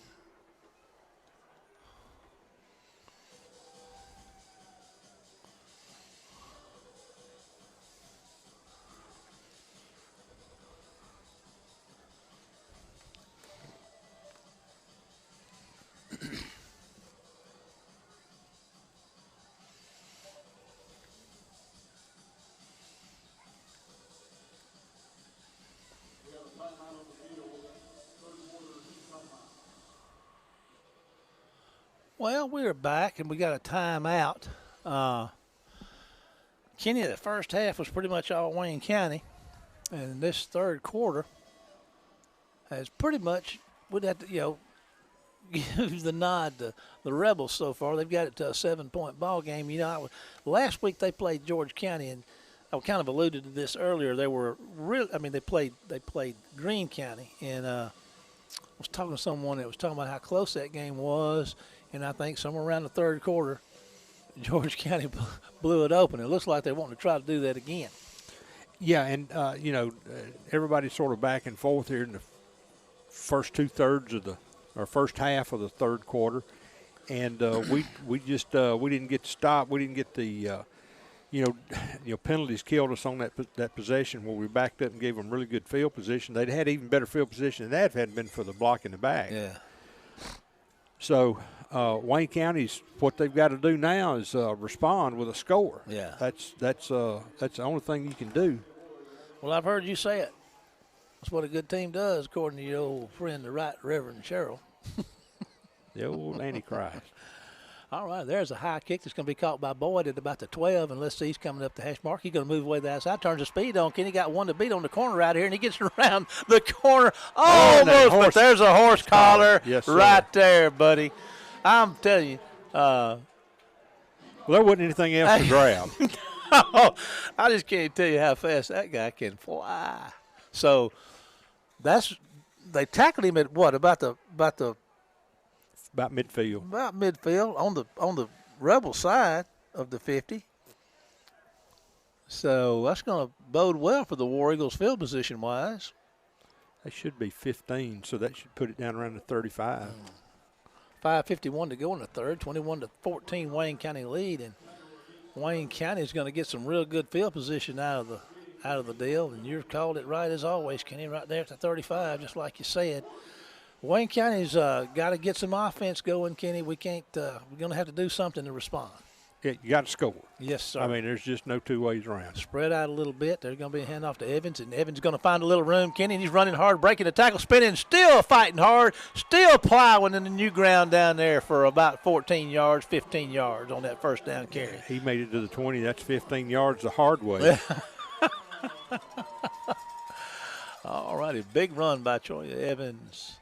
First and good 10. Blocking. I mean, he carried folks with him now, but the blocking is what helped him get past the line of scrimmage and get to the next level. And from there, he just took it and went. We're at 5:20 in the third, 21-14. Wayne County with the 1st and 10 at the Rebel 20. They kind of bunched back up tight again. There's a toss to the left side, and there's Evans, and he makes one miss. He puts his head down, runs over one, but another one's right there behind him and stuck him right in the face. But he's going to get about a yard, maybe 2. Going to give him 2, I think, on the first down carry. Sure, like he got more than that, but he didn't. He's hobbling a little bit, Kenny. Well, they folded him back. Yeah. Folded him like a pocket knife. Boyd checks in, 4:50 and counting in the third, 21-14 Wayne County lead. Wayne County's inside the 20 in the red zone with a 2nd and 8 from the 18. Carter Hankins is your quarterback. He's going to have going to be split out, going to have 3 guys out to the right side and 1 to the left, single back set. Boyd's in the backfield with him. Boyd's going to get the handoff, Kenny. He's going to try to get on the edge and come up and meet him pretty good and going to cut him down for a loss. Well played by the defense. I'm telling you what, they play an assignment, good assignment football right there, and they chopped him down for a loss on the play. Going to bring up 3rd and 9. with 4:09 to go in the third, the 21-14 Wayne County lead. George County came up in a hurry, and both safeties were standing over there, so they knew where he was going or trying to get. And the corner came up, and we just didn't have enough folks to get hats on hats.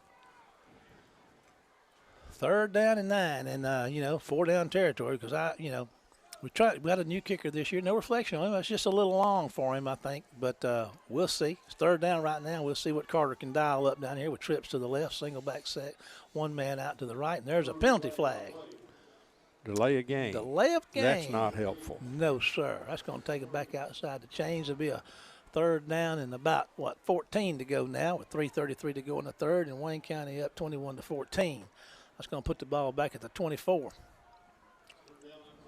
Going to huddle back up, or the War Eagles.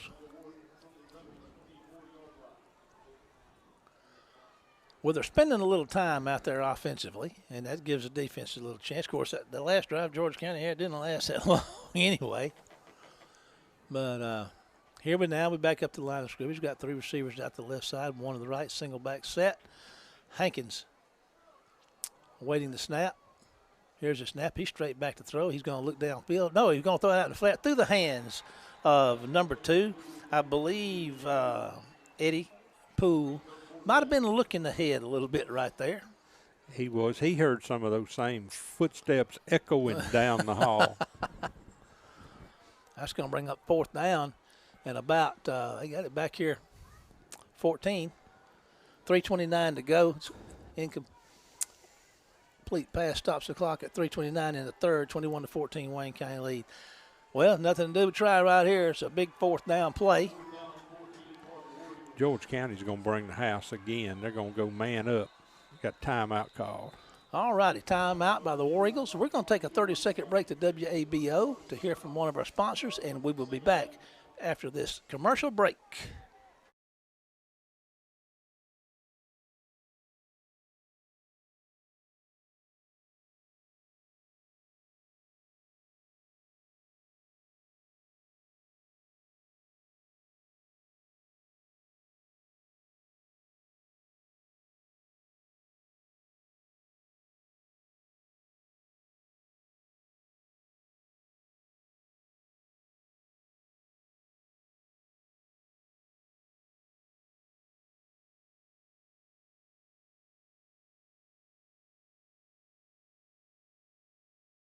War Eagle Stadium, 3:26 to go in the third, 21-14 Wayne County lead, and Wayne County, the ball is at the 24 of the Rebels, and Wayne County is looking at a 4th and 14 to go.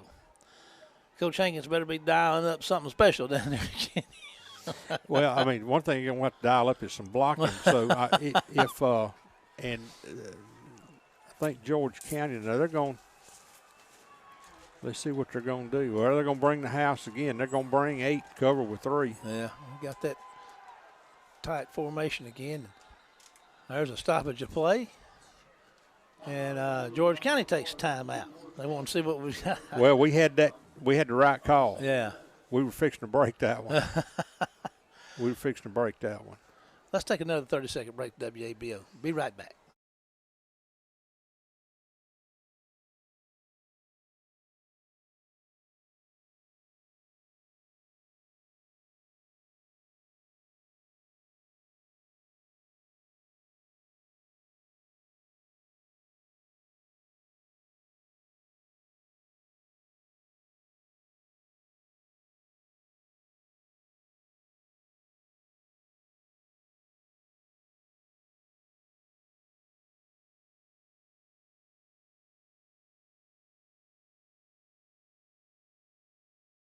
Back, War Eagle Stadium, 3:25 to go in the third, 21-14 Wayne County lead, 4th and 14. And we got a little strategy going out here between these coaches on these timeouts. The 2 field generals, they're sizing up the battlefield and getting their troops lined up. And you made the comment look like Coach Hankins had the play dialed in and George County saw it and called timeout. Yes, we were fixing to get inside the 10 with that one. Well, let's see what happens here.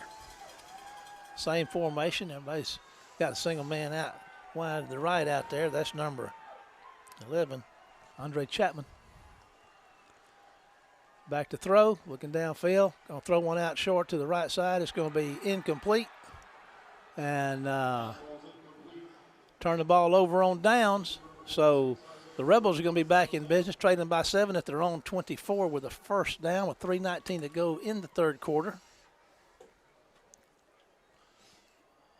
So now we get to see if Wayne County is adjusted defensively to what George County's been doing. George County's got a little different look right here. They got 3 guys lined up behind each other out wide to the right, single guy to the other side over there in a single back set. So here's a little new look offensively for the Rebels. Okay, so there's going to be a handoff. It's going to be a knee down. Is going to lose a couple of yards and a flag on the play. I believe we got a motion.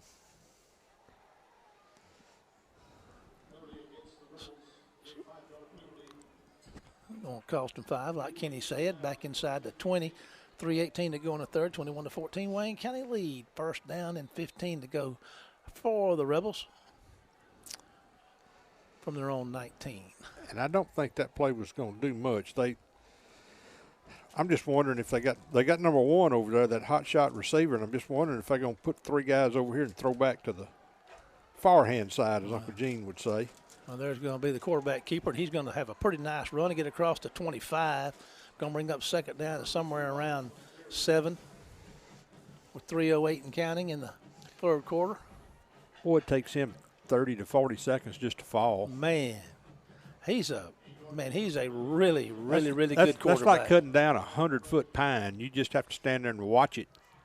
We'll be hard pressed to see a better quarterback than that this year. All righty. 2nd and 7, trips right. There's going to be a handoff to the speed burner, number 22, and they're going to stop him short of the first down. He's going to be about 1.5 yards short, it looks like. Is number 22, Trent Howell, senior running back. 3rd down and 1. Yard there on the yard line to make is the 34. Boy, you got to be careful here and not give up a big play. 2:17 and counting in the third. 21-14 Wayne County lead. Big 3rd down right here. Wayne County jumps off sides. There's your first down. You called it. Well, you called a big play. We didn't give up a big play, but we did give them a first down.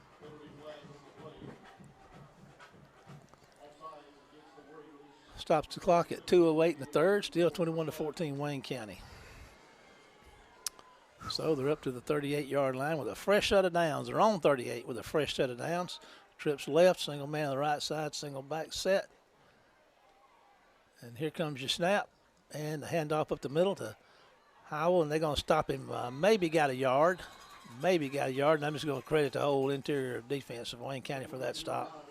The thing about this jumping offside business is you cannot listen to the snap count. I mean, if you're a linebacker or somebody, you got a little distance, you got time to woo up. But if you're down lineman, you know, I know they want to anticipate snap count, but when they're giving those hard counts like that, you got to have one eye cocked over toward the football. If it don't move, you don't move. Yeah. You know, that's the thing you try to coach. But these kids are trying to make a play. Wired up and ready to go, buddy. 2nd and 9. Man in motion, and the quarterback's going to keep it and try to go somewhere with it. He's going to find nowhere to go, Kenny. There's about 6 War Eagles who are going to get back there and get on him. There's Pitts getting up from the bottom, number 40. That's going to take them back. Going to have a 3rd down long. Big defensive play right there, Kenny. It's like getting ready for Sunday school and you don't have a ride. Lost 3 yards. Going to bring up 3rd down and 13 from their own 35. 53 seconds to go in the third. 21-14 Wayne County lead. Now you're talking about a big play, big defensive play needed right here for sure. You got to know where number 1 is. He's looking back to throw. Going to fire one downfield, and you're right, but they threw it once, but to his way, but couldn't get it to him. So that's going to bring up 4th down. Whew, that's a big stop right there, Kenny. Well, it was, and the what made that possible was stacking the quarterback or tackling the quarterback for loss there, and that play just before. Going to be a punting situation. And our two return guys are back, Poole and Henderson. They're going to be standing somewhere around their own 30. 32 seconds to go in the third, 21-14 Wayne County lead. There's a penalty flag down, Kenny. Delay a game.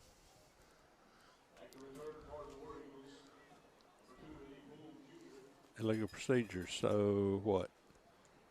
Somebody move? I didn't see it. I didn't see anybody move. You got to be really good to see some of these things. I'm having an off night. No, you're doing good. My psychic gene is not working. Oh, they're going to do some funny running around. Go snap it over his head, Kenny. The ball's back there. It's rolling toward the end zone, and he's going to try to get a foot on it and manages to get a pretty decent kickoff. They're going to give that. They can't give that ball to George County. No. Wayne County ran up to catch it, and it bounced off of him and went out of bounds at the 33, and George County was acting like they'd recovered, but they didn't, and the referees fortunately saw it the same way we did. It's about an 8-yard punt. I tell you what, that was a great effort that punter made. He was running backwards, and he scooped that ball back up down there around his 5, and there were people after him, and he fooled around and was able to get that kickoff. That should have been first and goal. It could have very well been first and goal for Or Wayne safety. County. Yeah, well, yeah. I mean, and a lot of times you got a kicker down here, you're telling him take the safety, kick it out the back of the end zone. Now, this is an opportunity that we do not need to squander. Got to get some points right here with 21 seconds in the third, a 21-14 lead. Wayne County is at the 32-yard line of the Rebels with a 1st and 10, and they're in there bunched in tight. They're going to be a handoff straight up the middle with some room, Kenny. But they recovered fast, but he's still going to grind his way up there. Get about 6. For a nice gain, and that's Evans, and he's limping a little bit, looking for some help over here on the sideline. So that's going to bring the fourth quarter to a close.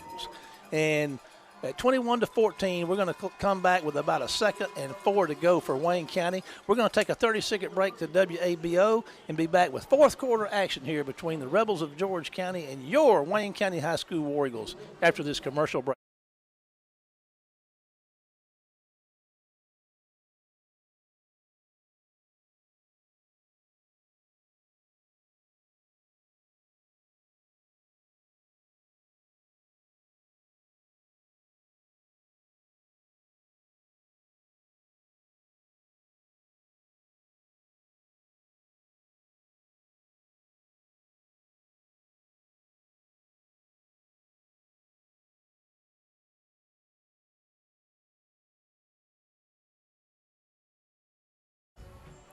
They're in pretty good field position down here at the 26 with about a 2nd and 4 or 5 to go?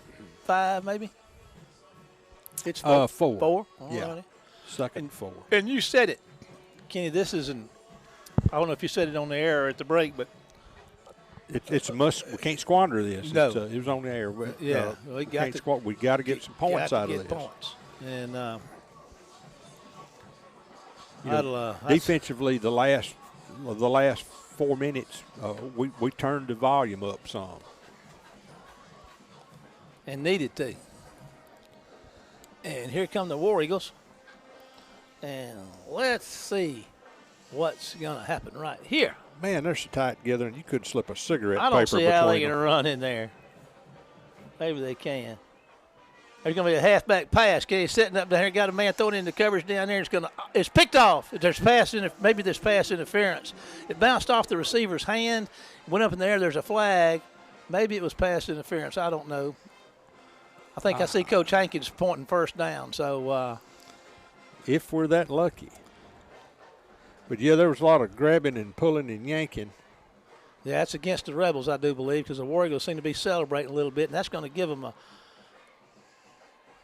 the ball is sitting down there on the 15. But now, the Rebels had to wind up with a football, didn't they? Didn't they pick that thing off? Yeah, I think they did, but they're picking up a flag. We're waiting on the call. All right, Kenny, tell us what's happening. Defensive holding. Okay. Well, okay. There you go. Nice job, Kenny. Well, he was latched on to our guy. So where are they going to put the football? The referee's got it moving back. And Wayne County's lining up down here on the 15.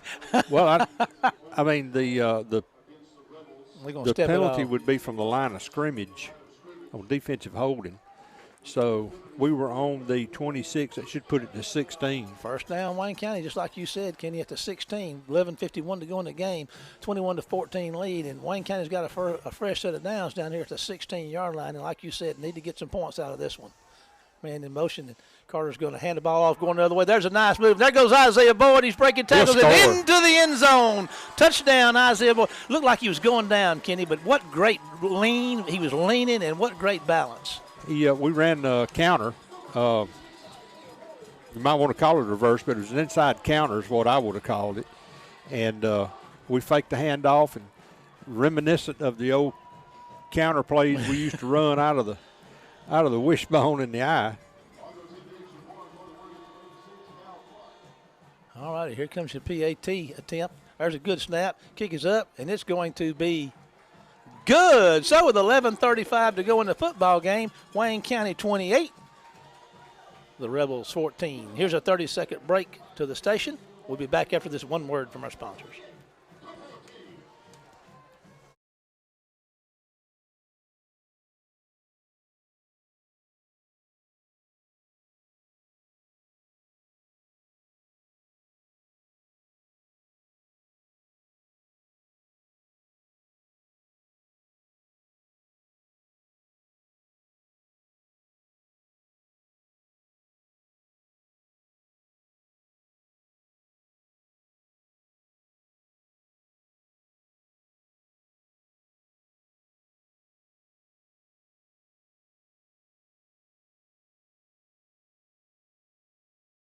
Wow, what a football game. 2 plays, 36 yards. Having some fun tonight at War Eagle Stadium. Bakari McCall's getting set to kick this one off. 11:35 to go in the football game, non-district game. But you know, interesting about this, George County has dropped from 6A back to 5A this year. So we're playing a team that we in a different 5A region. They're in 4 where we used to be. We're in 3 now. There's going to be a kick that's going to hit, caught running backwards. That was a nice catch, Kenny, and breaking tackles, getting out of here trying to get on the edge, and Bakari McCall is going to get him and wrestle him down at about the 40.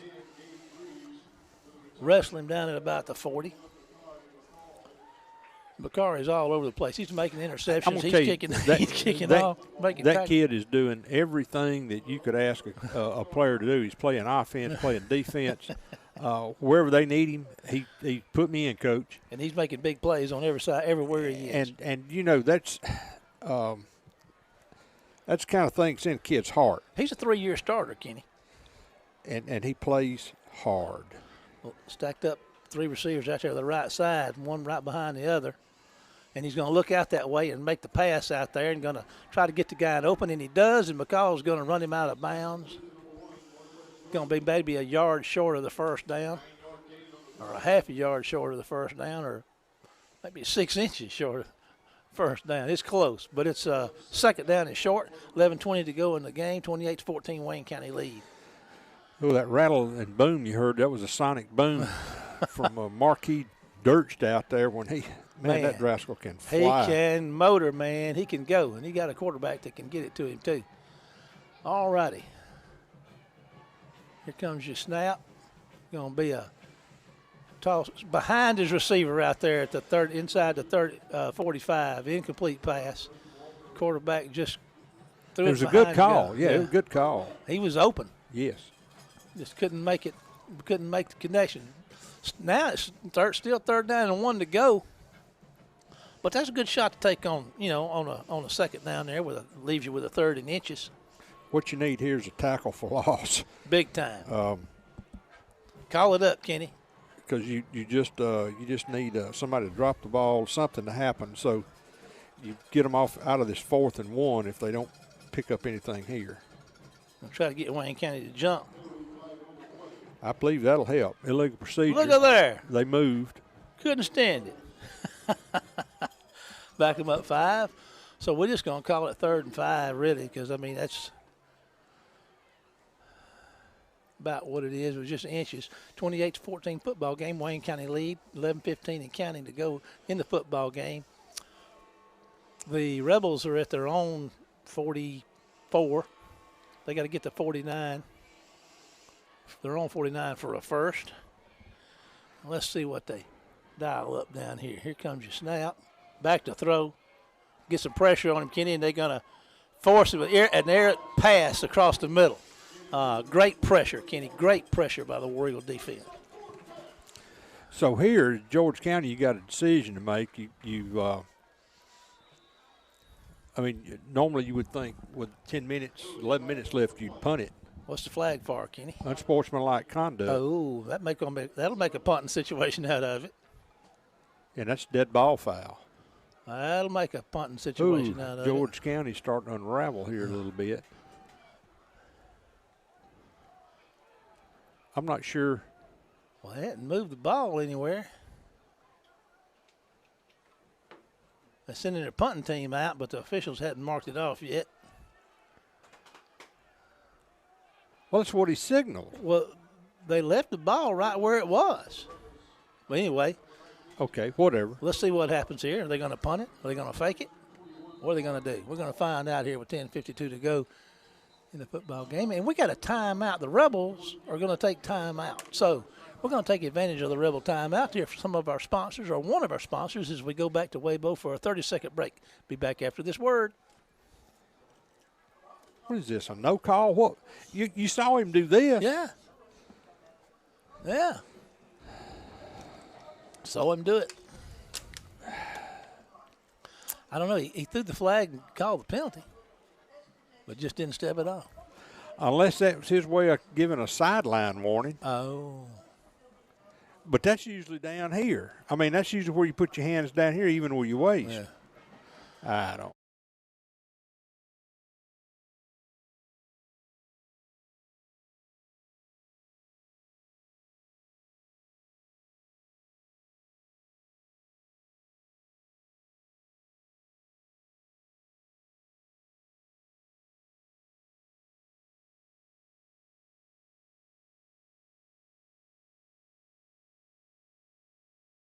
They're going to go for it. On 4th and 5 from their own 44-yard line, 10:52 to go in the football game. He's out. I don't know where he is. We fixing to find him, I imagine. Or is he here on the near side? Right. And there's the pressure coming. And they put the pressure on him and tackle him as he's throwing the ball. And there's a flag, Kenny. I don't know what it could be unless it's a late hit or something they're calling on the quarterback, which it wasn't. But let's see. What'd they call, Kenny? I don't know. Man, they tackled him. You know, as he was running to his right, they drug him down from behind. Unless they called a horse collar. Yeah. Is that when they grab them by their socks? I guess. Well, that's 15 yards, so I don't know. I guess it's part of effort to try to keep the game even, yeah. I guess. I don't know. 10:44 to go. The Rebels get to convert with a little help from the officials there. We couldn't see what it was. I mean, it was back. The flag was back there where they tackled the quarterback who was running to his right to throw, and they tackled him, dove for him and tackled him. But anyway, it's first down, George County. Okay. Well, I mean, just. All righty. There's the pressure and the pass and the completion, and pretty nice little run there. Going to bring up a second down, maybe around 5 for the Rebels. They're in War Eagle territory, somewhere down around 4:36 or so. With 10:35 to go in the football game, 28-14 lead. That was a big play there to not get that ball back. That was huge. Yeah, I mean. Huge. Makes it interesting. Yeah, it does. All righty, here the Rebels are. And quarterback's going to keep it.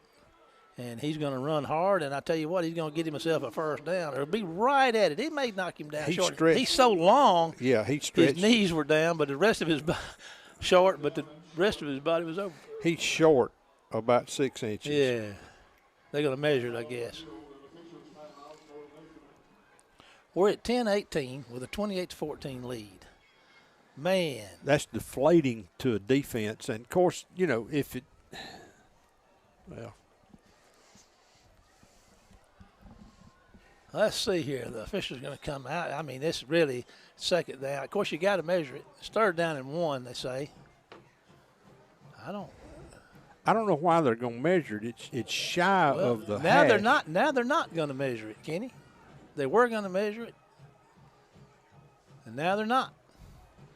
And this is definitely 4-down territory here. 10-12 and counting. 28-14. 3rd and 1 at the 31. Quarterback's going to keep it, Kenny, and they're going to tackle him for a loss. And that is Landon Pitts back there to start that, make that number 40. Well, great penetration that time by Pitts. Junior linebacker. It's going to bring up 4th and about 3. We get a repeat of that, and we'll be in business at 9:47 and counting with a 28-14 lead by the War Eagles. The Rebels are at the 34 of the War Eagles. They got to get down here to the 31 for a 1st down. Big play right here, Wayne County defense. Let's see what they can do. See if they can stop this Rebel march here. There's going to be a penalty and a incomplete pass. What you got, Kenny? I have no idea. It's got to be delay a game. Holding, he said. So decline it. Yeah, it's declined. Let me congratulate you on that call and that play. Big stop for the defense, man. You got to give them credit. 9:19 to go in the football game. 28-14 Wayne County lead. They'd have been short of the 1st down anyway if the play if ball had been completed. But now one of the reasons that George County is holding so much is our kids are just blowing through them. Man, they're quick. They're quick and they're tough. Yeah, I mean it's. So what do you do here? What do you do here? You line up and you pound the football and you keep it in bounds and you let that clock run. We got 2 receivers to the left, 1 to the right, single back set. Two receivers both ways. And there's going to be a hand. Carter's going to keep it and pull it down and get about 5 yards. I don't know if he meant to do that or not, but it worked out pretty well. You know, he wanted to give that ball to that running back so bad, but he had to pull it because there was nothing there. Yeah, it was jammed up. I mean, George County just blew up the Wayne County offensive line, and it was a heads-up play by Carter. Where they got that ball spotted, Kenny? He got about 6 yards on that 6 or. I had him at 5. Yeah. I had him around the 38. Yeah, they got him at the 40. Brings up 2nd and 4 from the. Well, kiss ain't pet they do. I didn't think I thought they got him about the 38 or 39 yard line, but okay. So Jack's out there wanting to know something. Coach Hankins is asking for an explanation. He ought to be glad he put it where they did. Well, I mean, once you're out there, you just sort of got to follow through. But once you get out there and say, hey, I just needed a minute to talk. Where you guys going after the game? I guarantee you one thing, you don't have to worry about him knowing where Jack Hankins stands. He will tell them what's on his mind. Buddy. I'm telling you, he's leaned on him. He's on the spot with those officials. 8:56 to go in the game, 28-14. Wayne County lead. Coach Hankins is having a nice chat down here with a couple of the officials. Well, and he's not animated. He's, I mean, we've seen him animated before, but I think he was just trying to make sure that everybody's on the same page. An inadvertent whistle.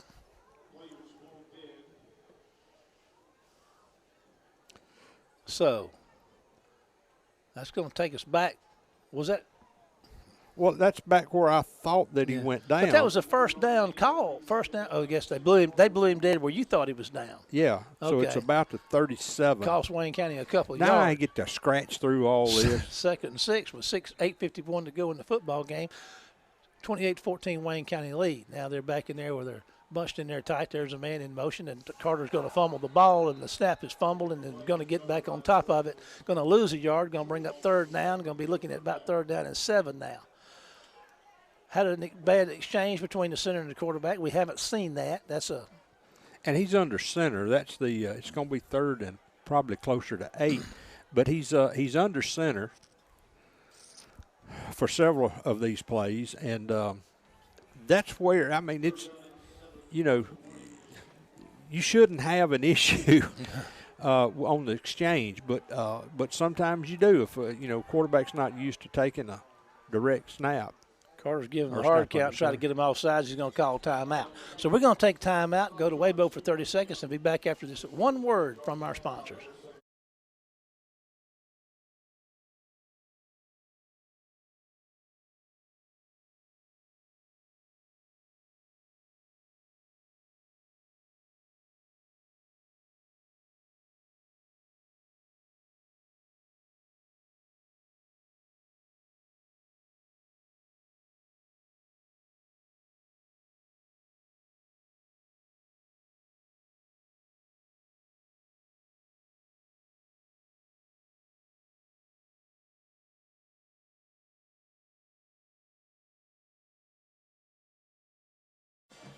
With 8 minutes to go in the football game. A big third down right here, third down in about, 7. 28-14 lead for Wayne County. And this thing's serious, folks. It really is. I mean, we got ourselves a very explosive team. And the Warriors, the Warriors have held these guys 14 so far. I mean, defense has played well. That's a mighty good football team out there. And both teams have hurt themselves with penalties. And some mistakes, but again, for us, this is just a second ball game. Yeah, that's right. That's true. And we're still going to be making some of the same mistakes. All right, schemes and such. Man in motion, Poole back to throw. Hankins is moving to his right, looking down. He got a man.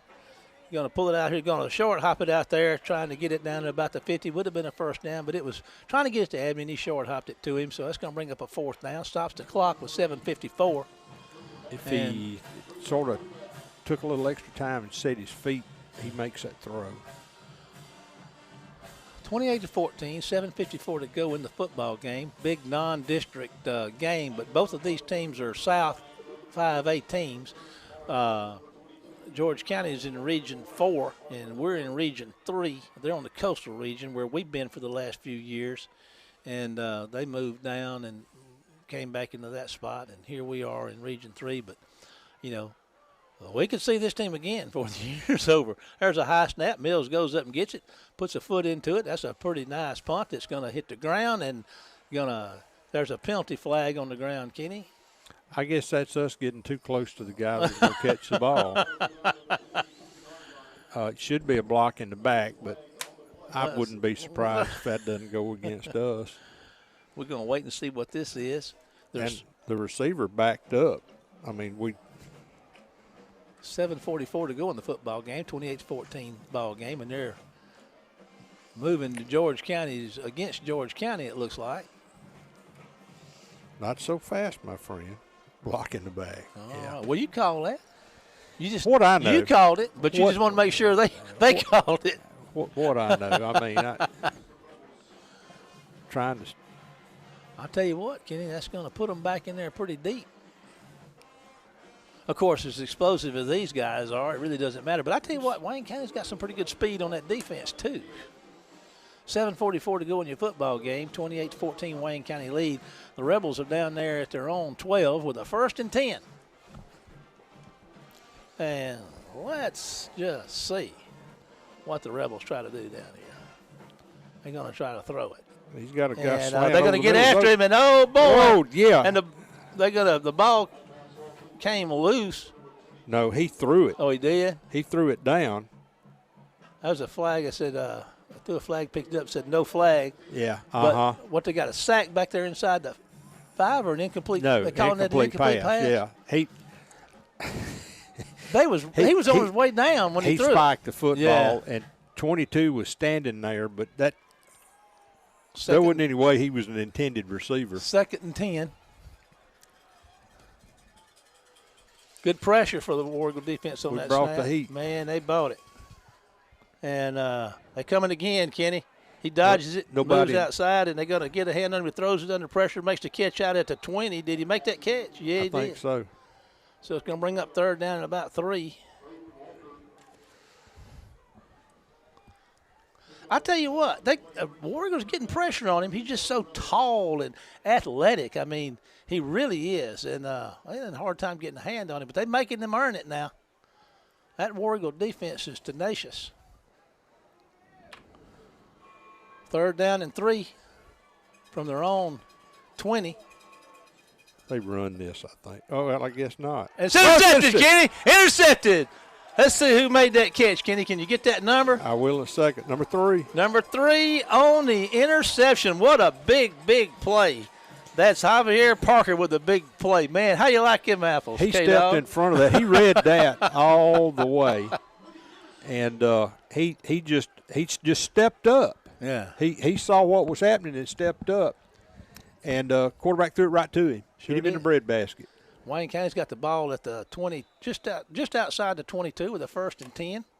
Now, what you do is you take your hammer and that wooden stake. It's time for that. And you drive it through the heart of the vampire. 6:47 to go in the football game. 2-touchdown lead for Wayne County, and they got the ball knocking on the red zone door.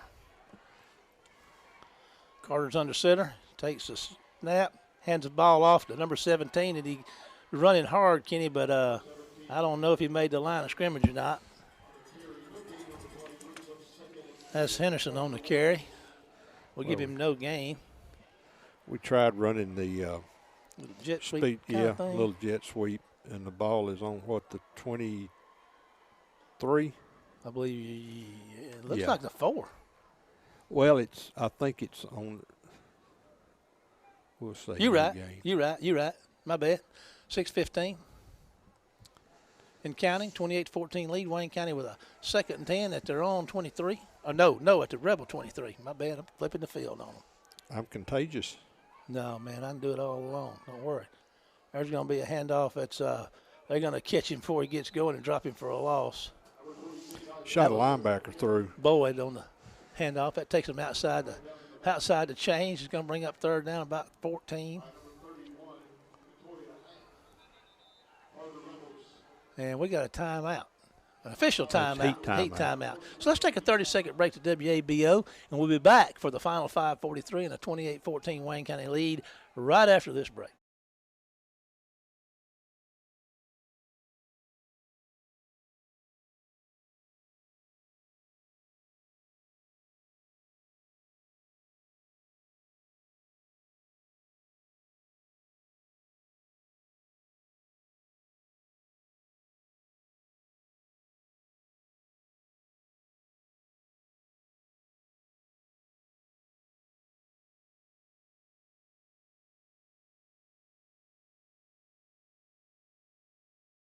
Right here, 3rd down and 14 to go from the 27, from the Rebel 27. The War Eagles are, knocking on down there, knocking on the red zone door. 5:43 to go in a 28-14 ball game. War Eagle lead. I want to give a shout out to our streaming crew down here. Jack West and Ken Roberts and Sue Wood.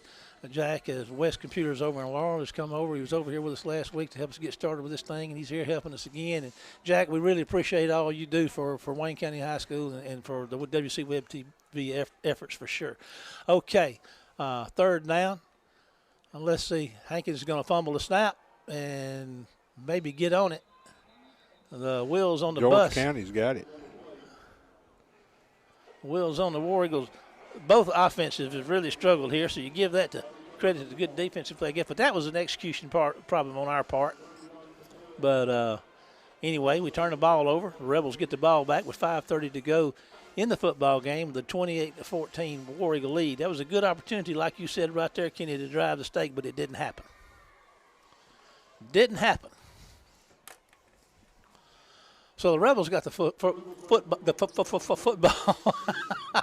Got caught in the dooley. Like that old guy on the Hedron, Charles, what is that guy's name? the old bearded guy. But anyway, there's some pressure on the quarterback. He dodges. He's going to take off and try to run it, and he's going to get some yardage, Kenny, and he's going to get a lot of yardage. He's going to get out about 8 yards maybe. And they were after him in the backfield, and we're at 5:15 and counting, and the 28-14 Wayne County lead here. Gonna put him on the 37. All righty, he's back in the gun back there with receivers everywhere. High snap, pulls it down, going to throw a pass down there, going deep down here to the man, and going to overthrow him down there. Just barely off his fingertip. He was breaking open, too. Javier Parker was running with him pretty good, but like I said, he had gotten by Javier him. didn't have quite as much horsepower. Yeah. That rascal there, that number 1, he is nitro-infused. Third down and about 3. 4:50, inside 5 minutes to go in the football game. Wayne County leads 28-14. Single back set, trips to the right, one on the left here. They're going to be a handoff, and they're going to wrap him up. Well, they had him wrapped up, but he got loose and going to probably get that first down. So nice play for that by that running back, and he's been a He just ducked under the first tackle. Howell on the carry. Gets the first down for the Rebels out across the 40. They had a 43 with a fresh set of downs, 4:46 and counting. Rebels are going to fire one out there that's going to be incomplete. There's a penalty flag. It's going to be a hold. Should be. Clock stops at 4:38. 28-14, Wayne County lead.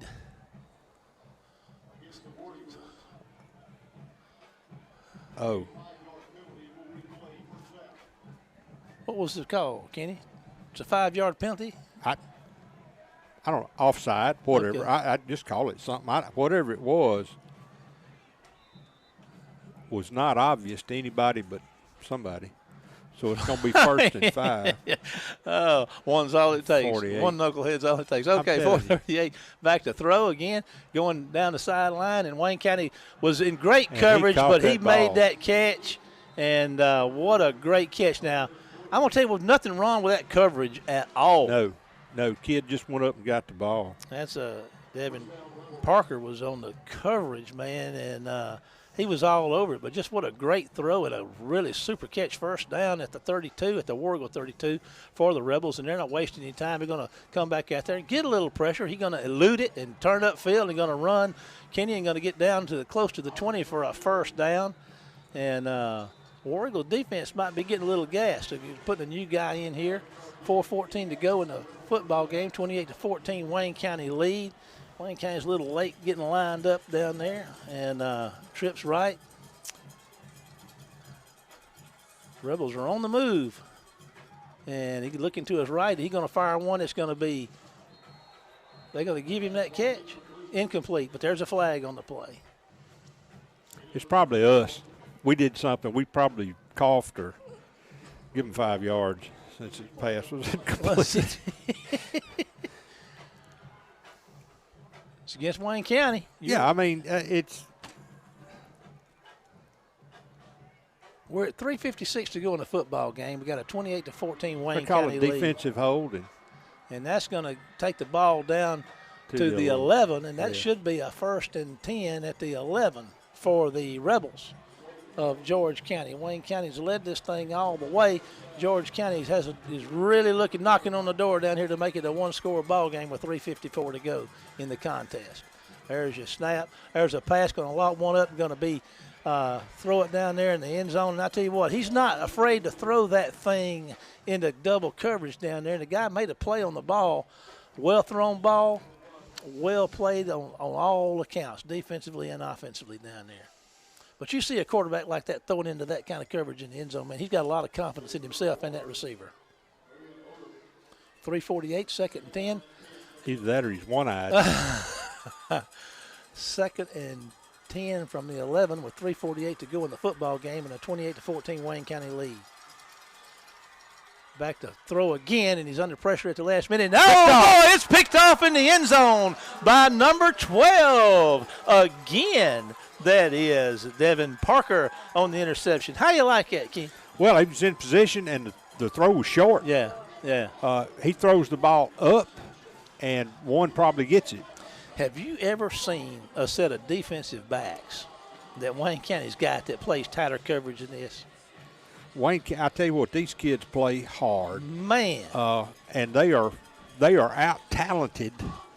And I don't mean that in a negative sense now. I'm just telling you, these kids from George County's wide receivers are good. Man, they're good. And, we're 5'6" and 2 miles an hour, but we're playing hard. And you can make up for a lot when you play hard and give that kind of effort. Because, look, 2 years ago, they scored. Yeah. got to have some offense.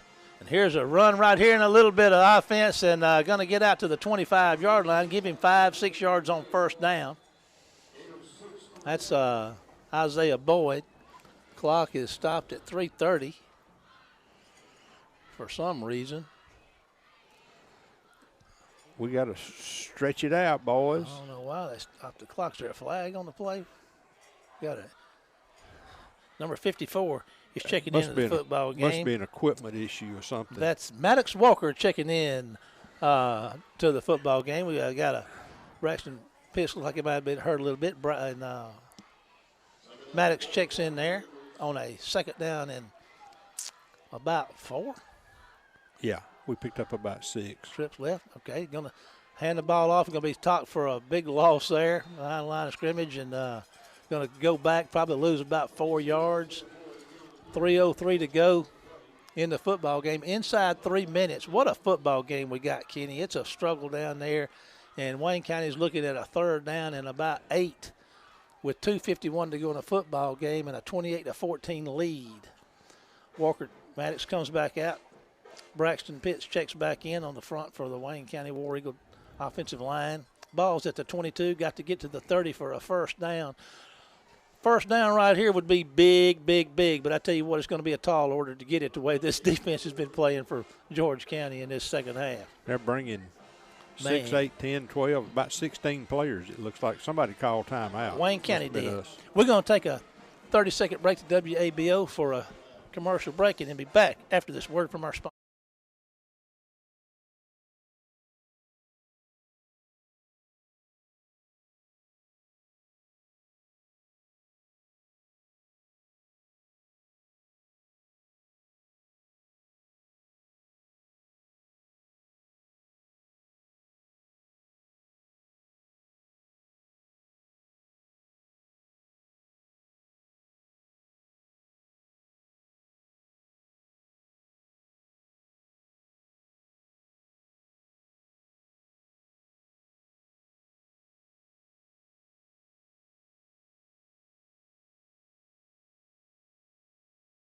War Eagle Stadium, 2:23 to go in a football game. 28-14 Wayne County lead. It's a big play right here. It's third down and 8 to go for Wayne County. They're at their 22. They keep dodging bullets, intercepting these passes, but, we need to get some offense going. It sure helps us right here to get a first down. But it's going to be a tall order, but we'll see if the War Eagle Jack Hankins crew can muster up a first down right here. There's a man in motion, and Carter's going to hand the ball off on a little misdirection. There's your play right there, Kenny. That's Isaiah. He's breaking tackles and got a first down for Wayne County. What a big play by Isaiah. They ran that counter again, and I tell you what, we got our blocks. Yeah. That gets it out to the 36. He was about 35. About a half a juke from going all the way on that one. All righty. That's 13 yards, Marshall, and a first down. And more importantly, we're down fixing to go under 2 minutes. With a 2-touchdown lead. Ball's at the 35-yard line of the Wayne County War Eagles.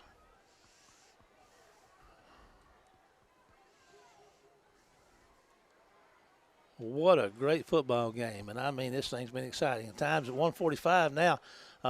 Jack Hankins going to milk this clock. He'd kill a grown dairy cow, wouldn't he? Yes, he would. Here's your snap. Hand the ball off up the middle, and they're going to stop him at the line of scrimmage. And that's going to be at 1 minute and 30 seconds. And the clock is still ticking. That's going to take it back, going to make it second and 11 to go. But we're at 1:22 and counting in the football game with a 2-touchdown lead, Kenny. Has George County got any timeouts left? Got one, I think. Okay. We are OUT. And we're at 1:09. Of course, who knows? George County may have 5 timeouts. I don't know. We're at 1. We're inside a minute. Let's see here. Trying to multitask up here. All righty. Is that like doing more than one thing at a time? Well, it's trying to. Anyway, we're at 49 seconds. Third down. Here comes your snap. There's going to be a handoff on that little counter again, and they're going to stop him. That's going to bring up we got a timeout now from George County. We're just going to hang around here. It's 42 seconds to go in the football game. Wayne County's got another. They got 2 more snaps, okay? They got a 3rd down snap and a 4th down snap, and there's 42 seconds on the clock. Do the math on that. Well, if that is the last time out for George County, whatever you do here, you need to stretch it. Now, Coach Hankins is out there having a discussion of some sort. He's had a lot of those tonight. Yeah, he's probably just going over like after the game where they, where they need to go. Yeah, it'd be my guess, giving them some sense of direction. Well, I got to tell you what I know about Jack. You don't have to guess where you stand with him. He's going to let you know. And I tell you, he's it's just natural. I mean, it just flows. Yeah. It just comes right out. He's intense, man. If you spend any time around him, you understand why he was successful in Thomasville. Yeah, over there in Alabama. And he is a type AAA personality on steroids. But if you can get him sit down sometime over supper plate, I mean he gets down to just AA. Yeah. But now I'll tell you, that's one intense human being on Fridays. He's a good football coach too. Yes, sir, he is. And he has brought discipline and order to this program. Back to throw. Carter's just going to rummage around there and fall down out there in the middle of the field. And that's the ball game, I guess. How about that, Kenny? Yeah, that should do it. What about that? I mean, big win. Wayne County is going to move to 2-0 on the year. So here we are, Kenny. That's going to bring this contest to an end. And Wayne County is going to win it by 2 touchdowns, 28-14. What a great night for Jack Hankins and Wayne County High School War Eagle football and the War Eagle football players. Next week, the War Eagles will be home again to begin district play, playing host to the Braves of South Jones. Remember that you can follow the War Eagles all week on Facebook at War Eagle Football. Special thanks to the WC Web TV crew, Ken Roberts, video production, along with Sue Wood, our social media coordinator, and Jack West of West Computers helping us with our stream. That's going to do it for tonight. So we're going to go back to Tony Reynolds at WABO. Hey, Tony, why don't you take us out of here? Have a good one.